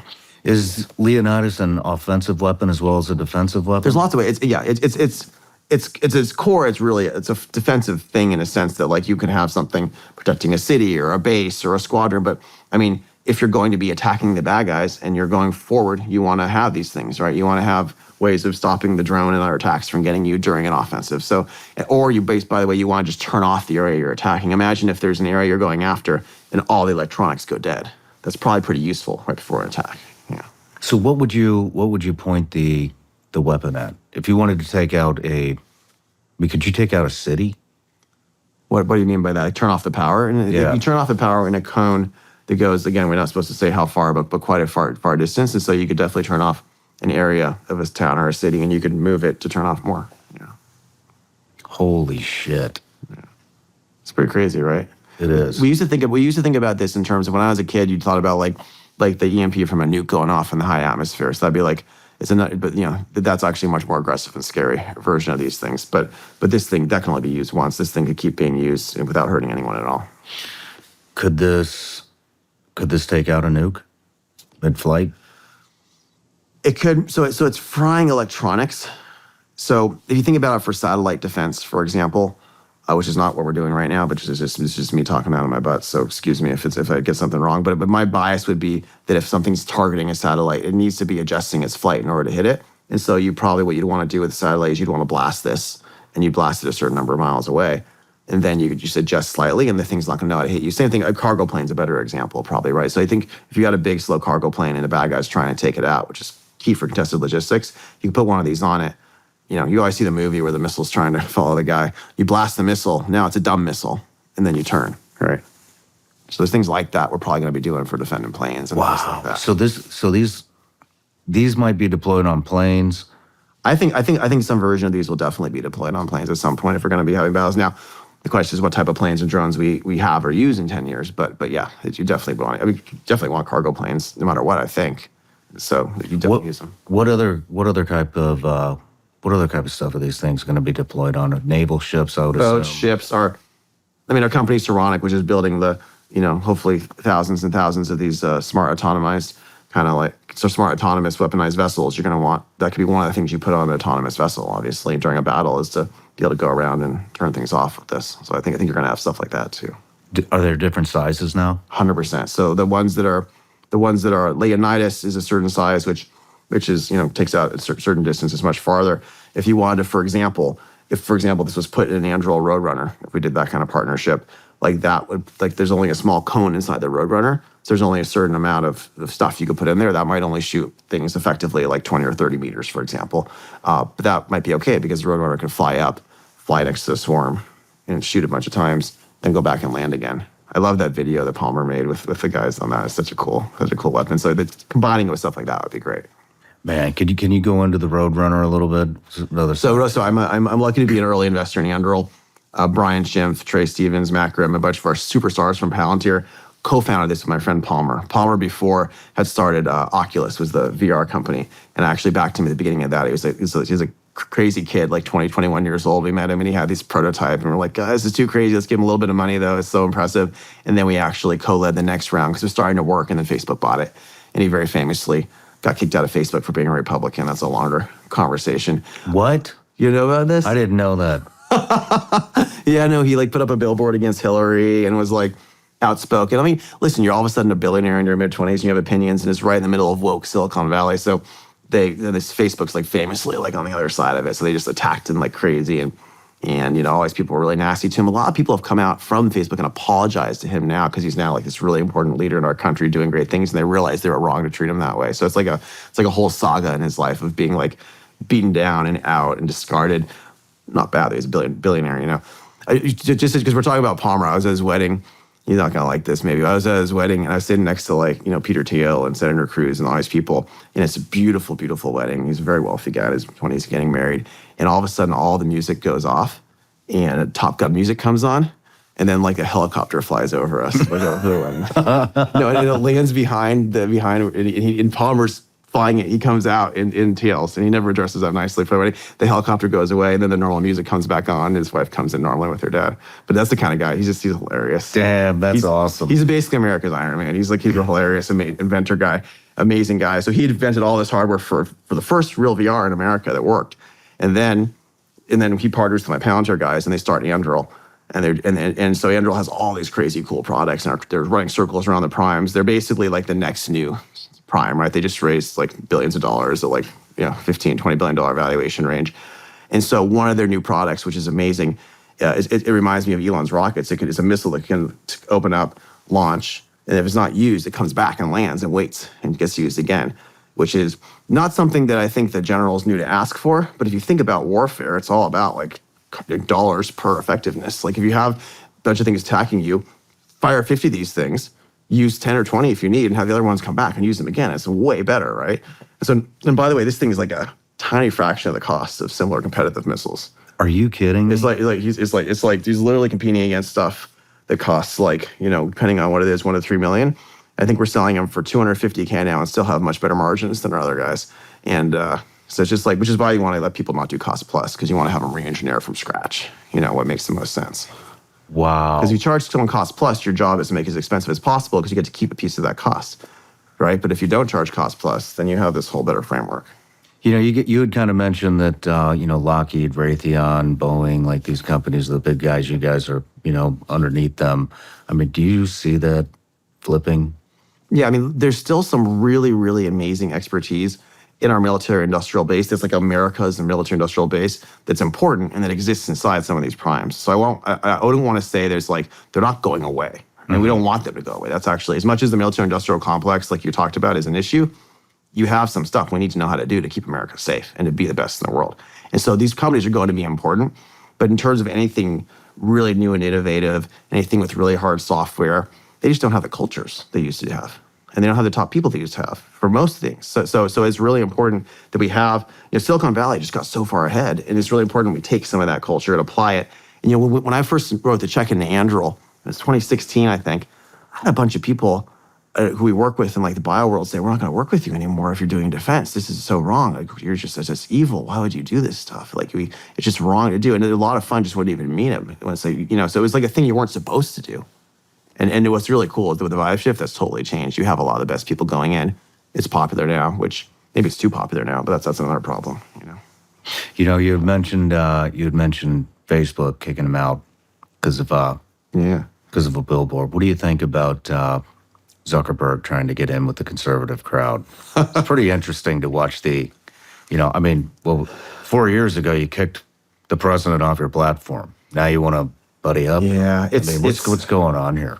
There's a lot of that going on. Listen, Zuckerberg is an interesting case. He is fundamentally himself not super political, and he himself and I'll get a lot of flack for this, but he himself like has always had an appreciation for some of the liberty side and some of the conservative side, which is shocking given how his company does things. But like I've sat next to him not that long ago, at a wedding or whatever, and he's like, he's interested in his kids learning about some of these ideas. Like there's like the Tuttle Twins or whatever. There's like these conservative, libertarian shows and stuff. I think he's open to different sides. I think the culture inside of Facebook that comes from the universities is so poisonous and so leftist that I think they get away with things sometimes that they don't even tell him about. So I'm not saying he's like a perfect good guy on this. I think he should be way bolder and hold his company accountable to stop censoring conservatives and stop doing the wrong things. So I think he's maybe a little bit soft, maybe I would say a little bit cowardly sometimes about these things, despite being amazing in other areas. But he himself is not really a driver of that. And what happens is a lot of these guys, maybe I'd say he started off moderate left, but with an appreciation for both sides. And he'll start like a foundation. It's called the Chan Zuckerberg Initiative, CZI. And what'll happen with these moderate leftists is they're not good at keeping out like the crazy far left. And so his philanthropy org becomes run by these activists. Okay. And he's busy with his business. And like his wife and him, I guess, don't want fights or whatever. So you get these crazy activists and they just start doing terrible stuff. And they're very good at like sounding maybe to him like, oh, it's a reasonable thing. It's not actually affecting things. But when you saw it actually changed the 2020 election, the way they put the hundreds of millions of dollars to work. My guess is he didn't even understand, or might not even still understand how much they would screw things up, which is not an excuse for him, but I think that's just the reality of how these orgs evolve, with these crazy activists inside of them. Yeah, I see what you're saying. So you're basically saying he wasn't necessarily the catalyst, but he wasn't the George Soros. He's not George Soros. He wasn't like doing the crazy bad stuff himself. I think in general, Silicon Valley, people who are moderate on the moderate left have been way too tolerant of letting these crazy activists take over their companies, take over their philanthropies, and break things. And if we want to fix our country with this vibe shift, we need these guys to get balls. We need these guys to have a little more boldness, a little more courage, and they need to come out publicly and like excise these parts of their orgs and say, you know what? I was way too tolerant of that. There's 47 people I just fired because they were all found to be doing this crazy stuff, censoring conservatives, turning things down, screwing with them, shadow banning them. We're not going to let them do that anymore. Like that's what he needs to do. And he can still be on the moderate left if he wants, but you can't freaking tolerate these crazy activists, man. Anyway, that's what I would tell him. I haven't caught up with them in a bit. I mean, you're obviously a major player in tech as well. So, I mean, how have you kept that rot out of your companies? Yeah, you got to be really disciplined how you hire. You got to be really fast to fire. And by the way, I work with a ton of people who are on the left, on the right. Like this is not about left versus right. This is about the activists. This is about the crazy kind of woke, like cancel culture, liberal people. And as soon as you see that, like, you can't tolerate it.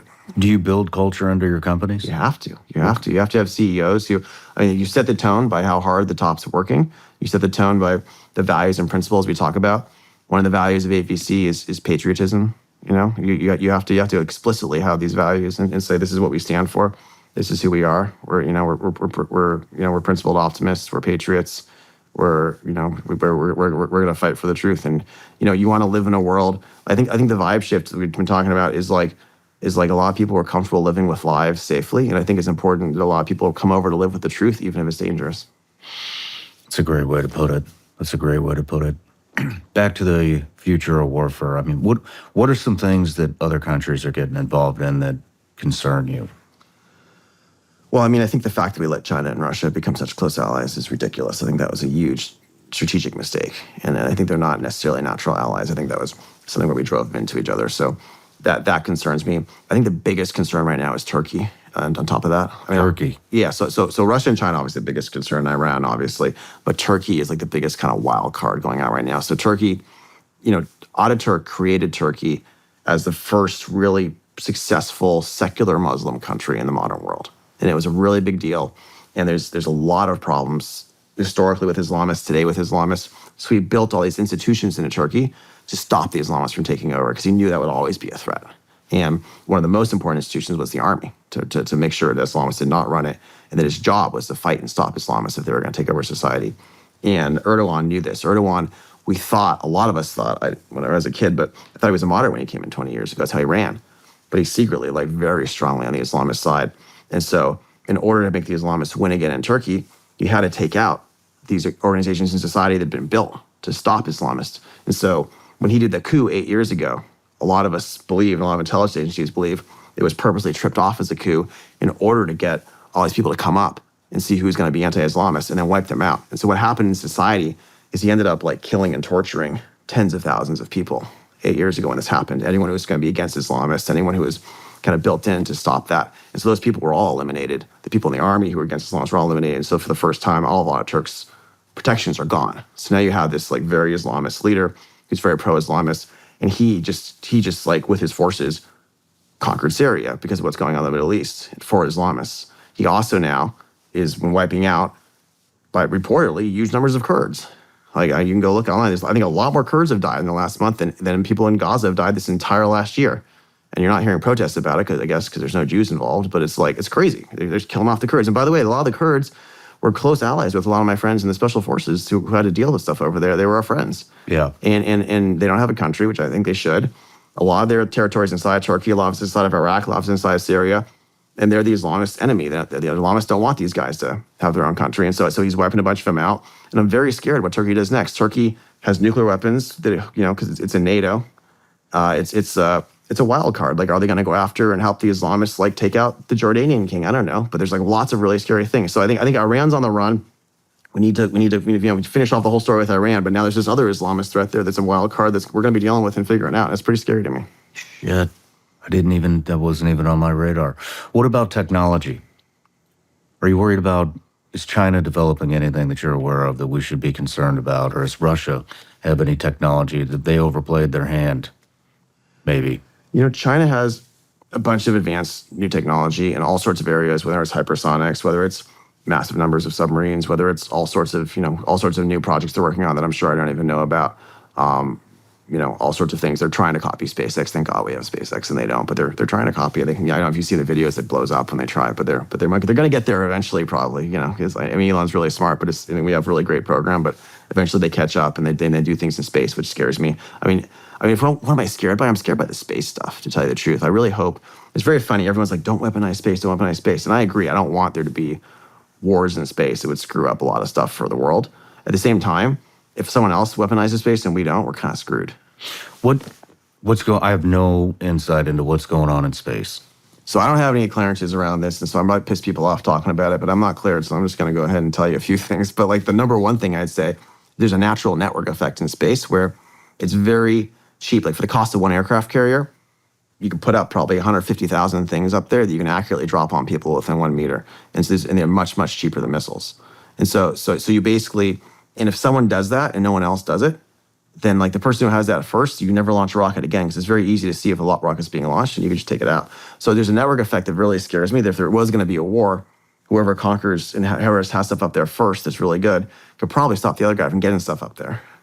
And I don't want stuff exploding in space, but like it's just such a powerful thing to own for any future battle that we need to be thinking about it. I think some people are thinking about it. I'm not sure our budget reflects that we're thinking about it enough. By the way, this is why a lot of us were usually in favor of Space Force behind the scenes and really glad that President Trump started that. It's obvious you need a Space Force.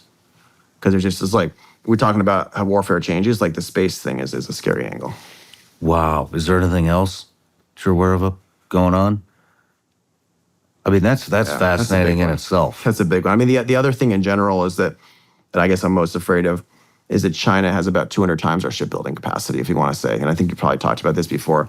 In World War II, you get these I had this cool painting at my house in Montana, or ski house, of these American ships hunting down a German warship and taking it out. But we needed multiple ships to do it because the German battleships were actually better than ours, I think. Mm-hmm. And now America ships are destroyers, not battleships anymore, but American destroyers, everything else, they're way more advanced than Chinese. But if someone has 200 times your capacity, that's really scary because eventually have a bunch of them hunted down, right? And so the question is, what the heck do we do? We need to get our capacity up. So my friends and I started this company, Saronic. We're going to hopefully build 500 ships in Austin next year, working with a bunch of the admirals, a bunch of the best people in the Navy. We're teaching them how to use AI to have like swarms of these weaponized vessels and how they can work together with the fleet and how we could eventually have thousands of these in any kind of mission or battle scenario. Because that's really what you want. Because for the cost of one big ship, by the way, all of our shipyards are delayed. They're all behind. It's pathetic. They're all run by administrators and turbulent relations. So this Navy is just like way behind and broken. So we need to have an alternate path to help create thousands of these ships that deter the bad guys.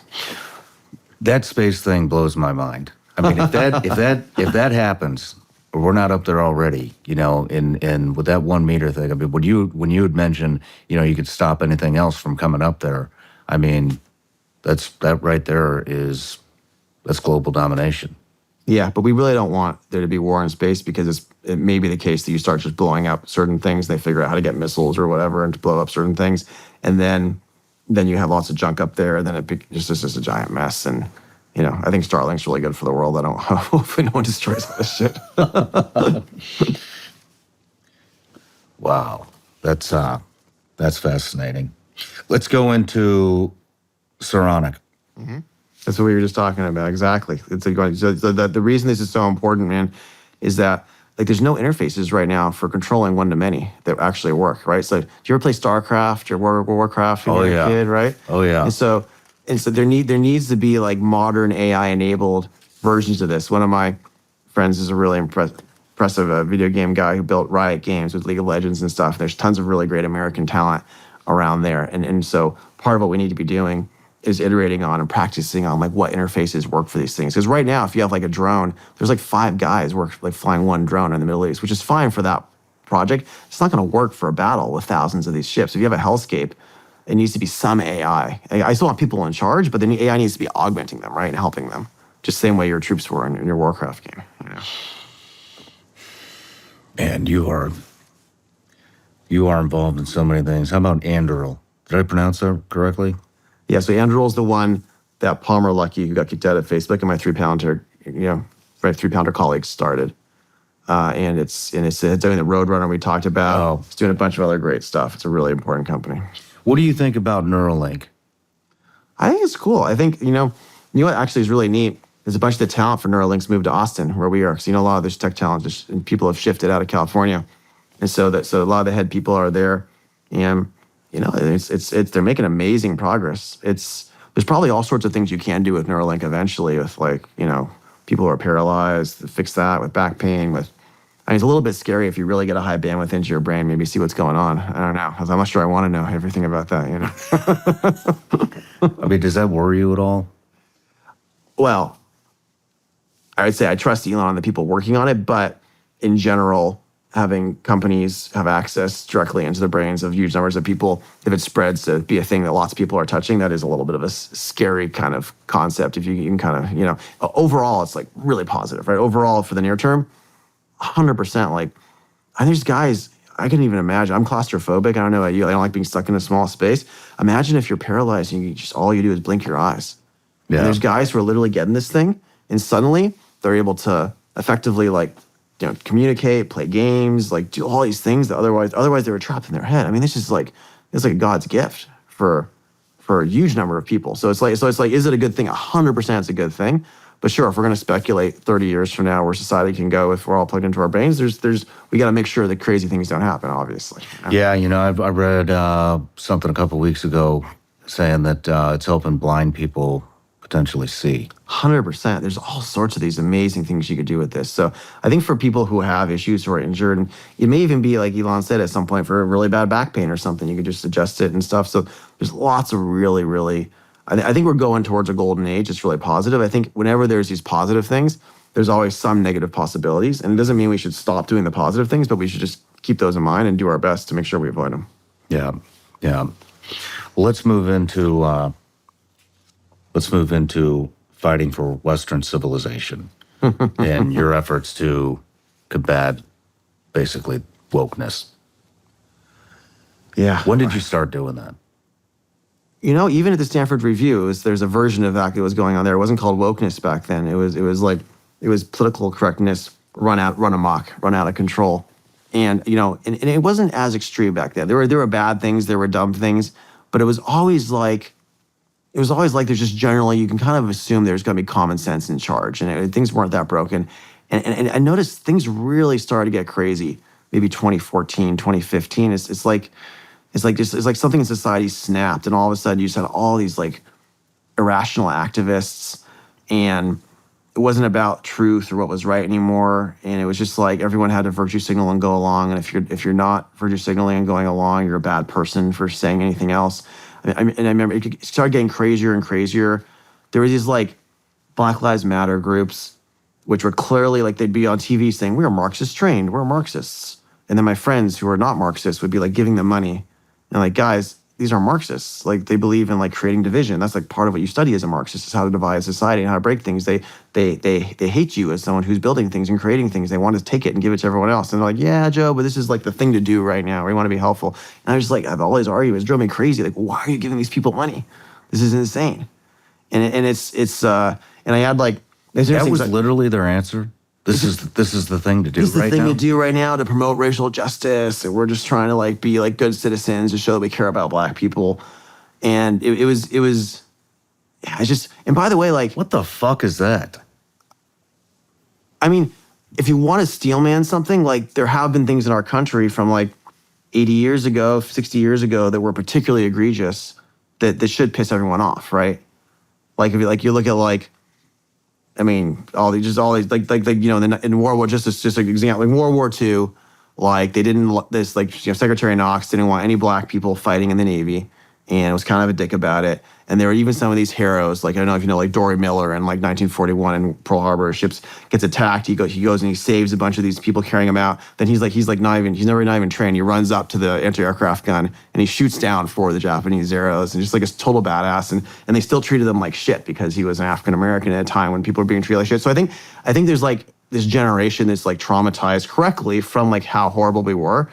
And I think that's still in the psyche. So that's like the steel man. Okay, there is something there we should be like remembering and pissed off about. But then like the answer is not to do things that divide us further and to spread Marxism.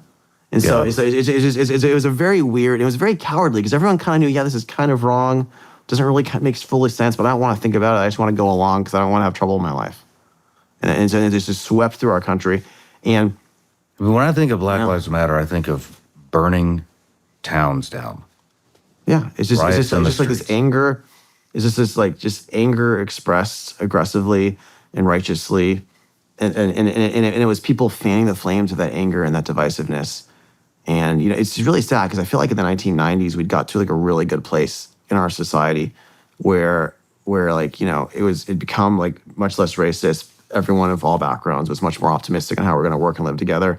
And I feel like there were, frankly, these race grifters who like just like reignited a lot of stuff and caused a lot of trouble. Like that's the perspective from my perspective is that and you know, and the woke stuff's not just about race, by the way. Though the woke stuff's is about just general illiberal energy and a general kind of like, it's not about truth. It's about conquering things for the far left and demonizing anyone who stands in their way. And it's just a very, very scary time in our society the last decade. And you know, a lot of our universities have basically been conquered by these forces, by these neo-Marxists. It's all like if you stand up and you speak out against anything that's part of their omnicause, they do their best to crush you.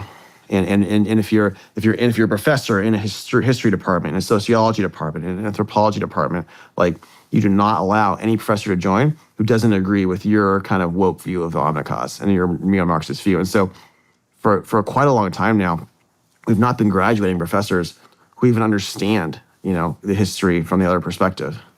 And you know, John Stuart Mill, one of the great kind of like liberal theorists, liberal in a kind of in a pro-liberty sense, in a classical liberal sense. You know, one of my favorite things he would say is that, you know, if you don't understand the other argument, you don't understand yours very well either. And this is the case now in most of our society in these institutions, is they don't actually deeply understand the other side because they've demonized it and they've kicked it out, and it's very dangerous. How are you combating this stuff? There's a lot of different ways. One way is as a leader to role model speaking out and role model courage. You know, the classical virtues are really powerful against this stuff. And the more one person shows courage, a few more people show courage, and it snowballs. And once people are showing courage, they can't get us anymore. You know, they need us to be afraid. Another thing, we got to create new media, right? You know, I'm an investor in Barry Weiss's Free Press. I think that's really important what she's doing there. I'm an investor. My friend in something called Arena Magazine. We're trying to build more of these media sources. What is the magazine? Arena, ARENA. Arena Magazine. Yeah, we're creating new. You know, so basically what happened is like there used to be all these things in technology world like Wired and Scientific American and TechCrunch, and they were all conquered by the crazy woke people who hate markets, hate America. And so I don't want my entrepreneurs going to talk to this TechCrunch thing when it just constantly is attacking us and lying about us. Like, let's talk to something else, right? So let's build new media. So there's things like Arena, we're growing that quickly. And then I think, the University of Austin is based on this as well. So, my friends, Barry Weiss and Neil Ferguson. Neil's probably the greatest living historian, taught at Oxford and Harvard, really, really bright guy. And Barry Weiss runs the Free Press. We thought, listen, there needs to be at least one top university in the country that's not conquered by these goddamn Marxists. Man, when did University of Austin start? Our first class actually just started. It took us 3 years to launch it, which was pretty fast because there's lots of barriers, thousands of pages of regulation. The new universities don't want competition, so they try to block you out. The accreditors try to block you out. But in this case, we found one that's pretty good. And we got 92 students in the first class. A lot of these kids turn down the very top schools to be there. And No kidding. The idea is pursuit of truth. The idea is, it's a patriotic institution, but we have people who think on both sides. This is not like a conservative institution. And I wouldn't want it to be. That'd be a failure because you need to understand both sides, right? But it's an institution that really is going to engage with the last 1,000 years of great ideas and the great debates that kind of built Western civilization. If you look at Western civilization, for me, there's 3 great traditions you have to understand. You have to understand the classical virtues, and the classical world in Rome and Greece and all the wisdom that comes from that. That's a core base of who we are. Amazing stuff. And you have to understand, I think, Judeo-Christianity. I think you have to understand what the wisdom came from that gave us modern Europe and really the dignity of the individual, right? So I think if you only have this aristocratic Ubermensch Nietzschean kind of classical view, then I think human life becomes very cheap. And that's very dangerous because I think Christianity has a lot of wisdom in the fact that there's a radical dignity to every human life. And so you have that base. And then on top of those 2 traditions, you had the scientific enlightenment and the philosophical enlightenment, which, really started in the 17th, 18th centuries. They kind of gave us this understanding of the modern world with Adam Smith and the Wealth of Nations and how trade works, with the scientific revolution, that kind of led to the Industrial Revolution, and led to what we have today. So we have these really important 3 traditions. And if you want to be a top leader in society and you want to be an educated leader in society, I think our schools should be teaching those traditions to these people. We should be engaging them, debating about them, and applying them to today. And if we're not doing that with our leaders, by the way, that is what our leaders had who created our country. Our founders of this country, they understood deeply and were well-read in all of those traditions. And they had a lot of wisdom that they used to craft our Constitution. We're really lucky to have that. There's this amazing thing based on all that wisdom. And if we don't apply that today to our modern problems, instead we kind of go off in these kind of woke or nonsense directions, we're going to break our civilization. So let's have leaders who are courageous and who know these things, Man, so 92 students is the first class. We're going to try to do more than 100 next class. It's very funny. You're not allowed to be officially accredited fully until you've graduated the class. So Interesting. all the trolls oh, the unaccredited university. It's yeah, that's the rule, but we're doing our best, man. How big do you think it will get? Stanford and Harvard have 1,600, 1,900 kids. I'd love to scale that over 20 years. It takes a while to get there. You don't want to go too fast because you want to have really top experiences for the students. You really want to, and there's going to be things that aren't perfect. There's going to be parts that are amazing that they love, and there's going to be parts that we got to keep building, keep improving. I want to launch a master's degree in a couple of years. I want to compete with Stanford and Harvard Business School and have it be an innovation master's degree, where if you want to be part of the innovation world and you want to work with the people who've built the top companies, come here and we'll teach you how to be part of our innovation world, and then you kind of bring you as a leader there. And we want people. Obviously, there's a tech and STEM side, but again, you want to train leaders how to think about our civilization and how to be kind of fighters for America who are, we call them philosopher builders. We need more philosopher builders, people like Elon, who are going to fight for our civilization as well as build. Wow, how many applicants do you guys have? We got several hundred applicants. It's interesting. The Common App is where most applications come through for most universities now. We're not allowed on the Common App until we're accredited. So our number of applications, even though it was several hundred the first class, I think it would have been a lot higher, but kids couldn't check it off on that. So, but we're still getting a lot of great people trying to come. How are you vetting the professors? So Neil Ferguson himself is a really great professor, and then we have a set of amazing people. We have a bunch of really, really top deans who are their job is help recruit the new professors, and getting some pretty famous names applying right now and coming in. So hopefully we'll announce some really great new people. But we have a really great set of about 25 really top professors that it's really fun for me actually to get to go learn from these guys too. So.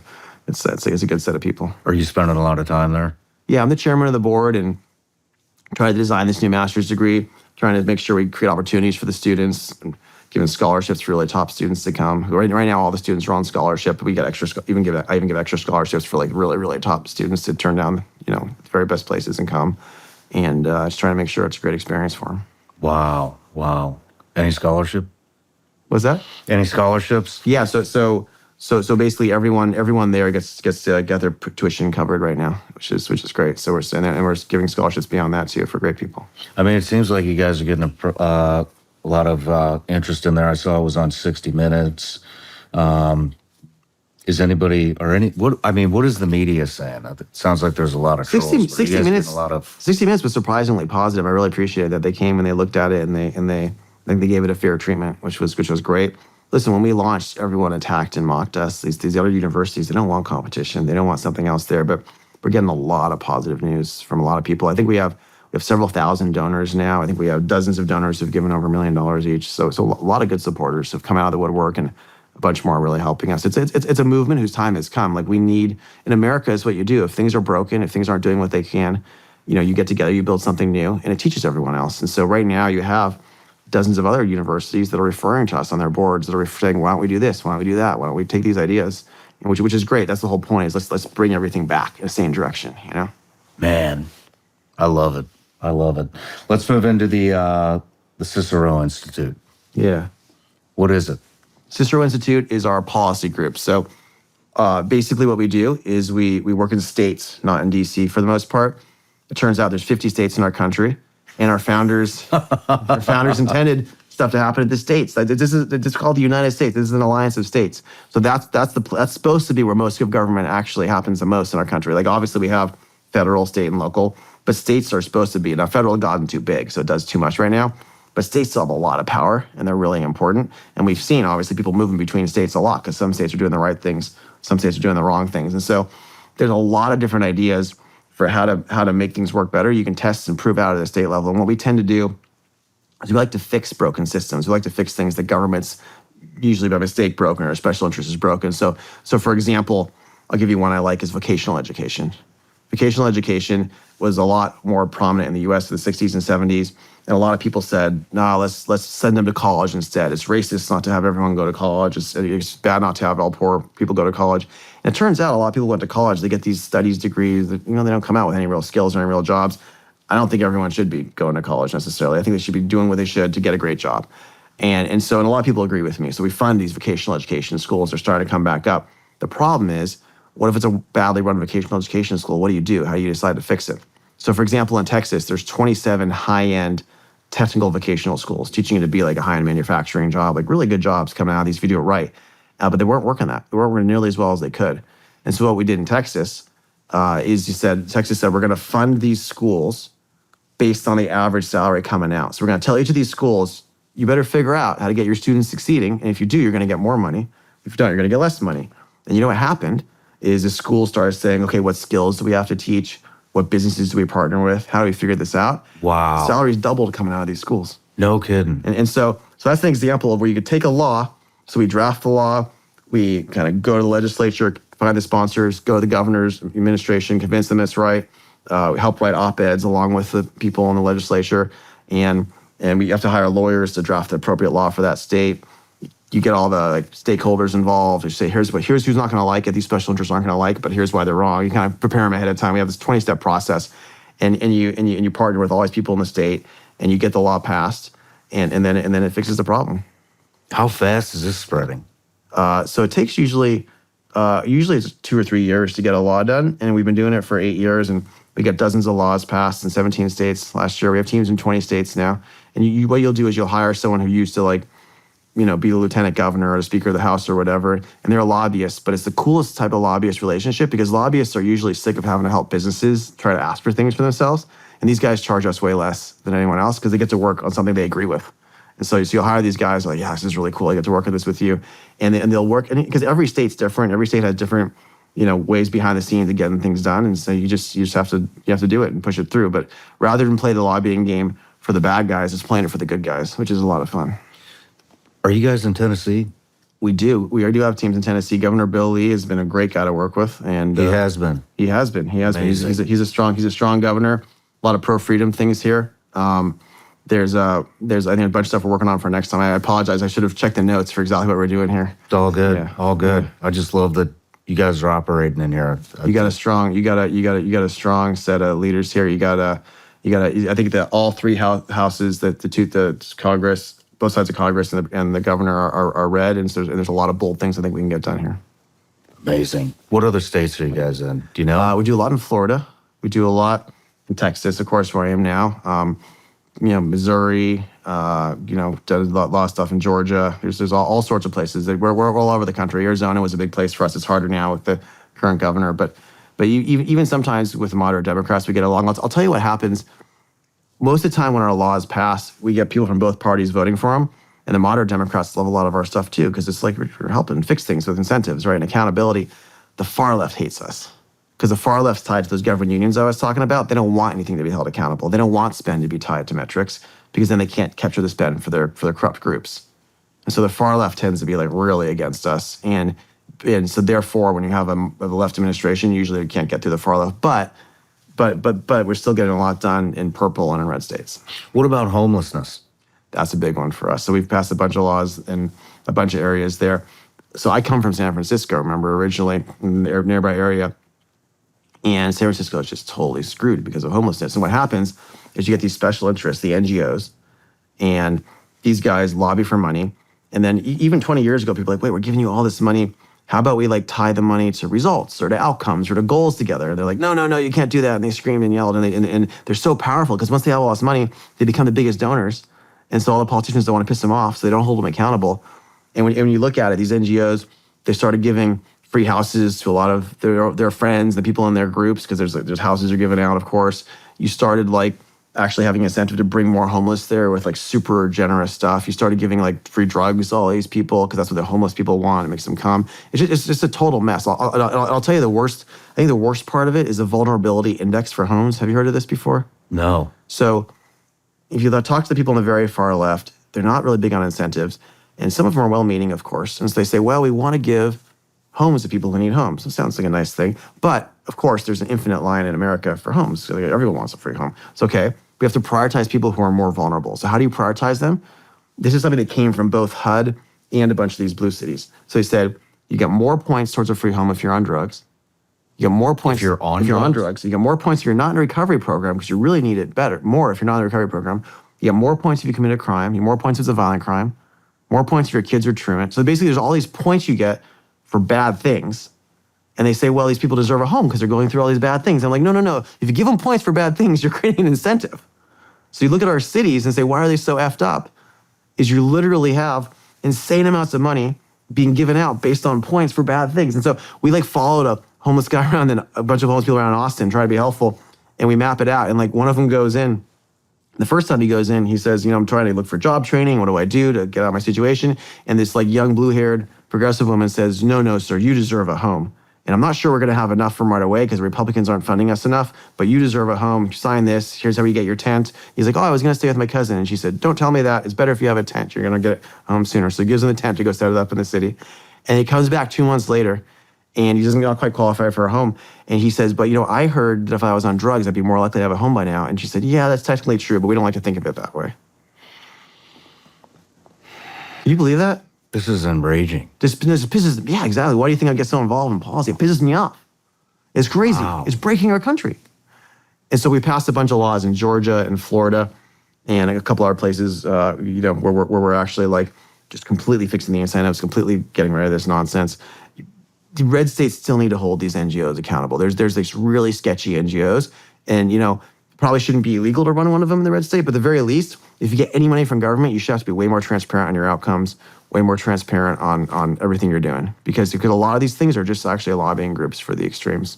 Do you think any blue states will start to adopt this? I think so. I think it's, and this is one of those things is you have to first do it somewhere and prove it works, and then it becomes clear that the moderates are going to do it in the blue state to fix it as well. So I think that is the fight. I have a lot of friends who are moderate Democrats in SF, and they're fighting hard against the far left. That's the battle. It's the moderates against the far left. And I think the moderates are going to win, and they're going to start putting in these accountability, putting in these incentives, defunding the stuff that's corrupt. That's what we have to do to fix our cities. So I'm bullish it's going to happen. It's a really tough battle because there's so much money for these extremists in our country right now. Like in California, there's over 2 million people working for the government. They all have to give a piece of their paycheck to the government unions who then are part of funding this whole complex. So it's just there's a lot of corruption in our country, and there's a lot of money going towards the wrong things. But you know what? I think, like I said, there's a vibe shift. It's a vibe shift away from the bureaucracy, away from the cowards, away from the people who are acting based on guilt.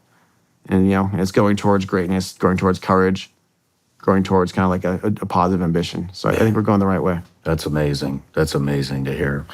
I also see you're involved in trying to fix the prison and parole systems. Yeah, that's really similar in some ways to the vocational thing we talked about. Obviously, they're different systems, but think about it. If you're running a probation system, if you're running a prison system, whether or not you're on the right or the left, like there's certain things we want to have happen. Like we don't want people to have to go back to prison, but we want people to succeed and not commit a crime, right?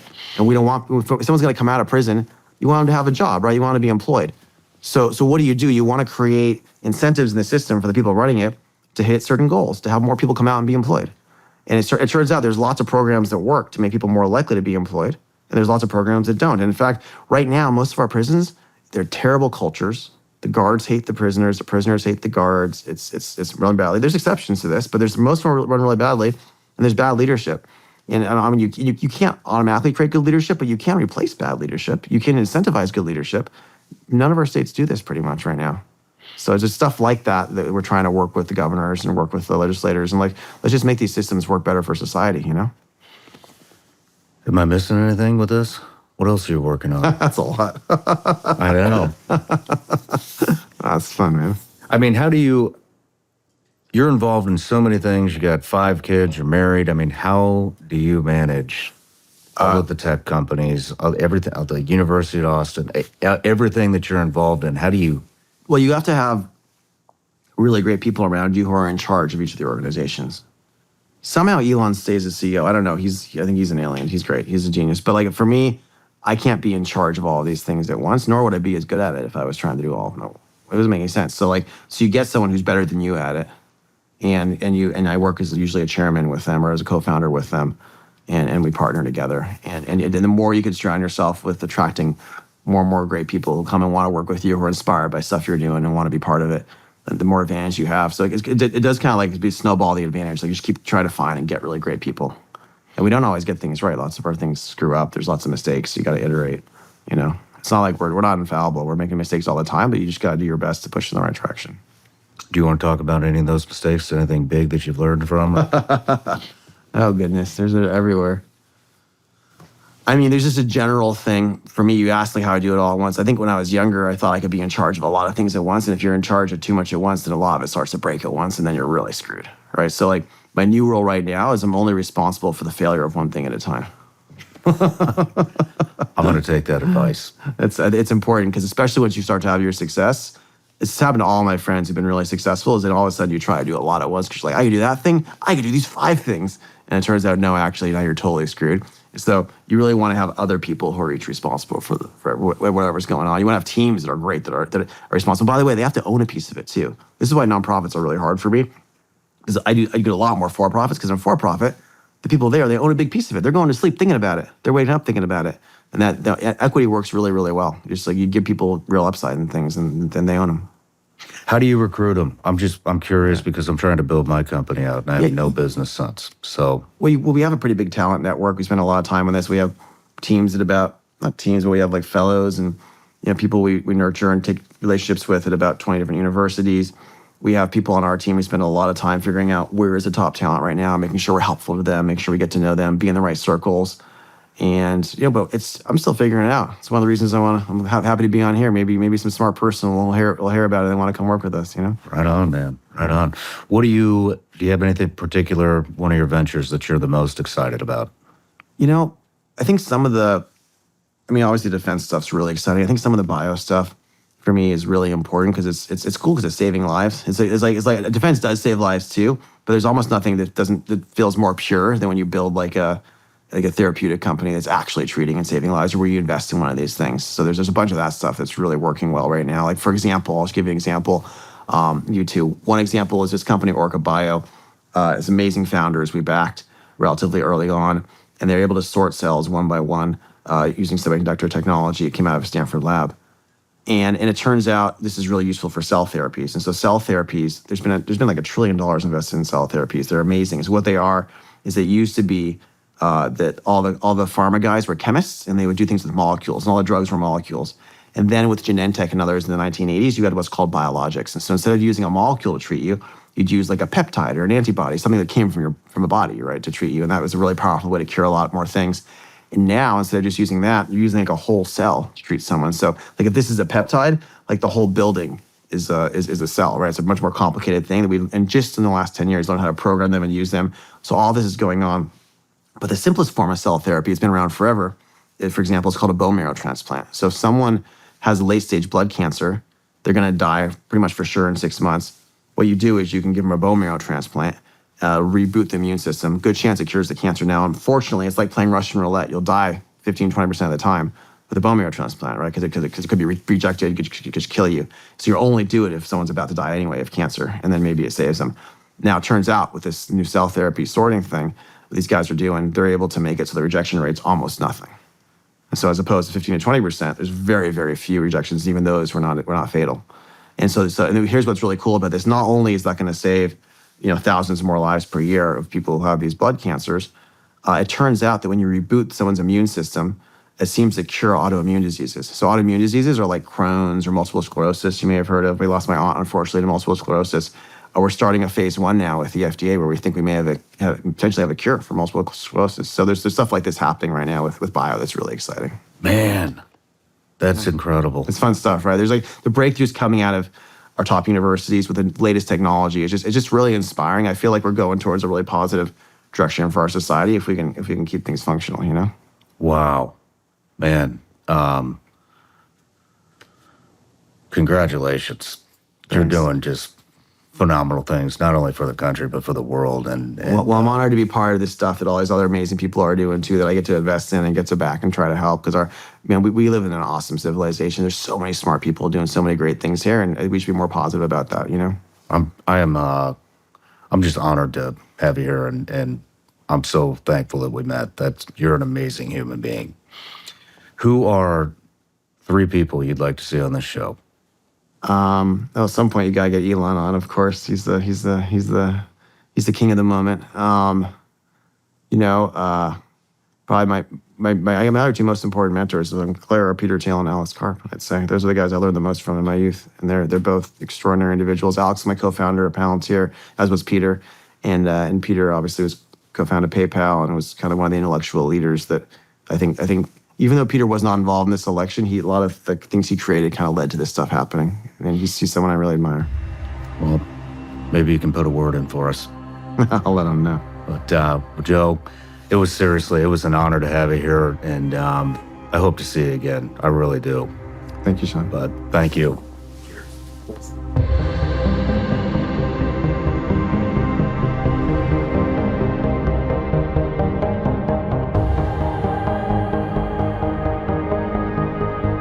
No matter where you're watching Sean Ryan Show from, if you get anything out of this, please like, comment, subscribe, and most importantly, share this everywhere you possibly can. And if you're feeling extra generous, please leave us a review on Apple and Spotify podcasts.